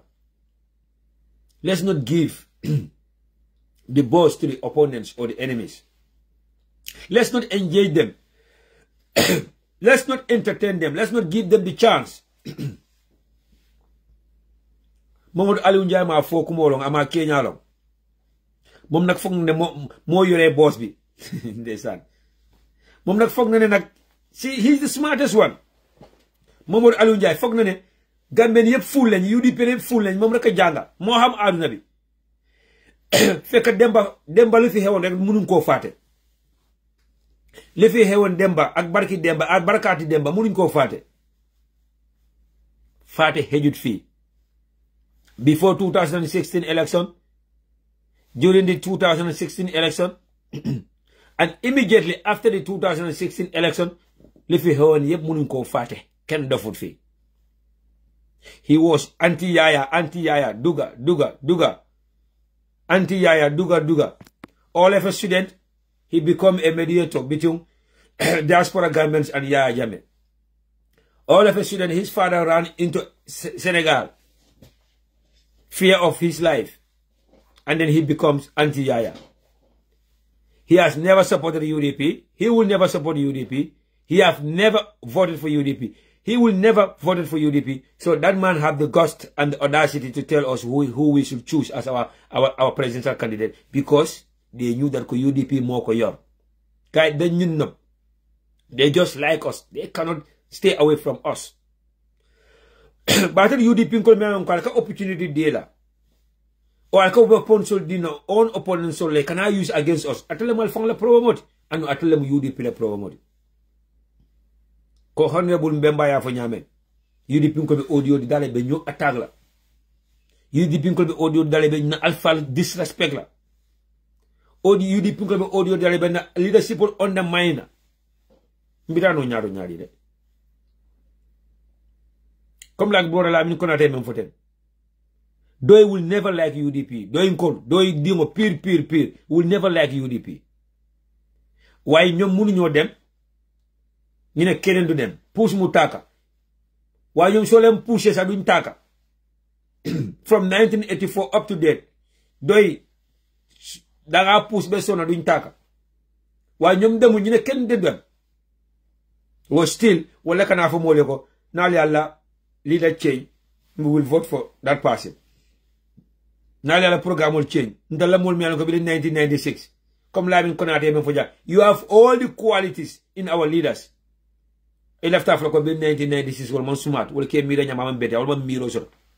Wol men yalla ko e dictator kele for 22 years. Namol tata jail, namol yemanta, namol fata. Namol tochota. Alcohol mem mira nyasoro. Alcohol UDP ngol le man mira nyasoro. Wol male be mira nyame. My friend, what an insult. But I don't blame the insulters. I blame the UDP people me alan ko kay wol mo sifale engage itel kam da ko itel political on telti. Like Mamadou Alunjai, when he wrote or make that post, he called some UDPians by name and engage them and start laughing at them. No UDP people jëlam kon de santo lol jibe. Ñim fly safroka ay mock ay emoji fam ke laughing at them and they are engaging him in a civilized way. They think they know politics better than us. But at the end of the day be ko UDP ko la ligne ka how many times Abdoulaye Wade lota pour ka president in Senegal? How many times Abdoulaye Wade lota pour ka president in Senegal? More than 4 times. And Abdoulaye Wade be ka president in Senegal. Abdoulaye Wade was more than 76 years old. And Abdoulaye Wade na Senegal change when it comes to infrastructure development. Senegal change. How many times Mohamed Buhari lota pour ka president in Nigeria? 4 times Mohamed Buhari. Anu particular kalon akalo particular. Anu anatale I lota 4 times. Akanyeta I 2 times and he hand over peacefully to another democratically elected president. The current president of Zambia in Southern Africa. The current president of Zambia in Southern Africa. How many times are lota? 7 times. The radical president in Zambia. So what is so special about Gambians? Because chole kata na nebo ya nyewato kono wole dindi ngo tombondro Gambian ko ijabuta. Jomai Faye is 44 years old. Yaya Jammeh came to power when he was 29 years old, the youngest president. Yaya Jammeh came to power at the age of 29 years old. Biyo masi Gambia masi bobe Yaya Jammeh makos. Yaya Jammeh man tribalism samana na political kono. Yaya Jammeh man kelo samana na political kono. Nyo balendro kamoli yemandi. You have to support me by force or I will kill you. Yaya Jammeh mo samana na political kono ba. And he came to power at the age of 29 years. President Barrow came to power at the age of 51 years. He's worse than Yaya Jammeh. So I'm 76 years old still. Okay, but I'm nyato. But Bilabe Fintila putting his life on the line, leaving his beautiful wives behind, leaving his beautiful kids behind, leaving loved ones behind, putting his life on the line that very day he could die. They could shoot him. He could die in jail. The likes of Femi Peterson, Lamin Nambundi Banyol, Lammaronyol, Kemesen Jamenyol, Mamoud Lamin Saninyol. So, Bili Wolbo Kela, Atel Mankadi Amsal Famale, Mamadou Alunjai, Falla sa bay nekon, sa papa, Falla nekon, Kula Jur, Falla nekon, Alu Momanya, Falla nekon, when Dabo and our leaders were putting their lives on the line, asking for the dead body of Solo Sande, or asking for the body of Solo Sande, dead or alive. So, you see, The moment we start going further, they will say that we are disrespectful of their elders or their fathers. Or ñun amuñ yar, fekk they are the one who started it.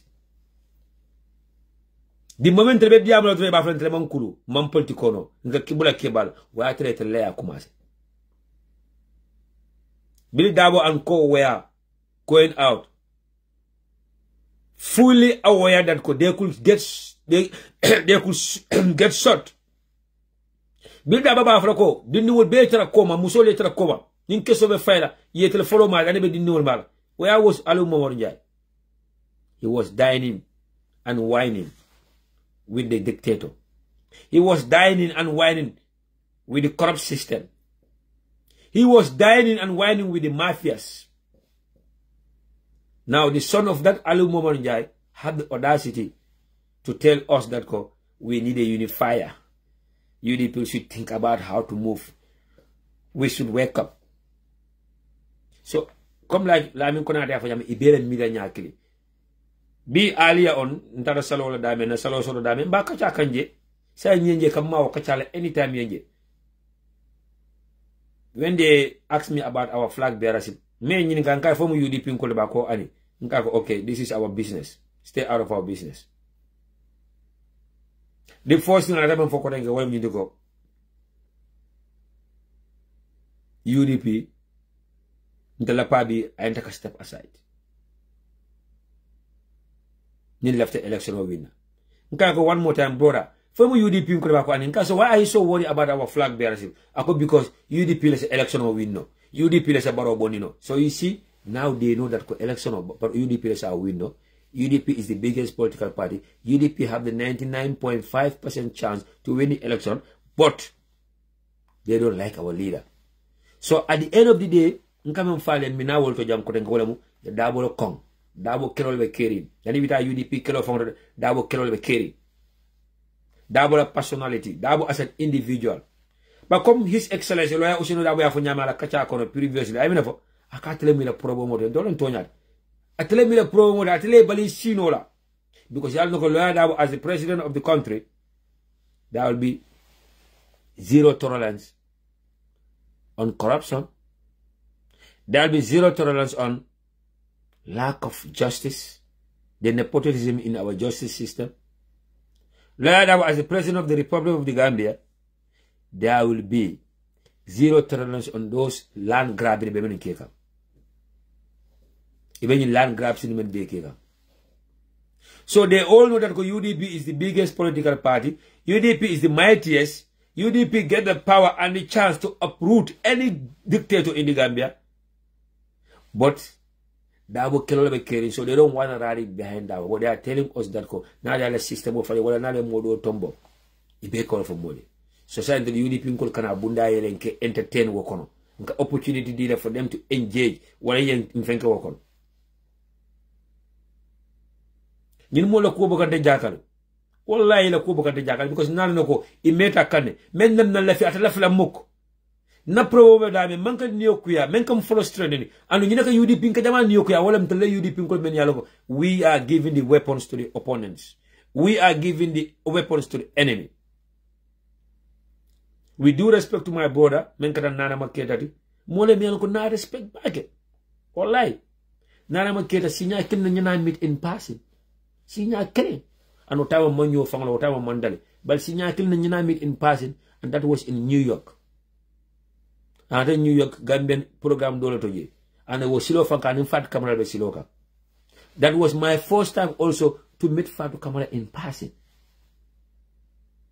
So ni nana maketa. Iko UDP in Colomado. But alaji by message si fa men sefe aki wason Gambia pour wason Gambia print. The UDP in Colomado follow. Amanche was created within the party. Ama weapon sold in the opponent sola. They came to that post. I mean, our own page. They came to that post. I mean, he was on Gambia to disrespect our leadership. You need to say either Fanako UDP in Kolmadi, but I will use the word so-called UDP. Is he helping the party? Is he helping his own party or the party that he loves? No. But he's been used by the so-called opponents of our party. Doy dingolu. Doy nkolu. And you many along foot toy and you tuck. Many along they always want babu walk, monkey chop. Many along they don't want to sweat. But they want to get rich and richer by the day. You know, problem with the Gambia. Hey, but one thing that is certain and clear. Wallahi, one thing that is certain and clear. All of you do be kungoka. La bunne jano mina sada bokara. Be kungoka. Alnata. Let's continue to suffer. Let's continue to live in poverty. Let's continue to be the most underdeveloped country on planet Earth. Let's continue to live in a country Melanco is the most backward nation on planet Earth. Alna taraja benyo fala kuma ba fola donc ani kuma Gambia no fongal ma ko be kol yalla ndami wala surtout ni boda diaspora. Surtout ni boda diaspora. You live in one of the best countries in the world. You know what it means to live in a developed country. You know what development is all about when it comes to the health sector, la Carola, agriculture, la Carola, the economic sector. You know, ita Gambia ko Gambia no le mako ini ka diamule. Mobi be kamfari, mobi gisebe sutari. Mobi ka fanyi juna. So ali haketo ni kuma kango fem fata jamme alon ko amandiya wala ali amra ko nakuma fa jamme alon ko natti nyaro leke wala nakuma fa jamme alon ko ata patio samara no nyato. Do not hesitate to call me and correct me. Imam call ko no nyim programme bo tan ko la fanya hey sana nte amale la kachana wala mo yemma fa man betia wala nte amale nta kala tena man betia. I don't mind to be corrected. Alna nyom ma ko na nyoso hakilo la. But at the same time, I'll not get clinty.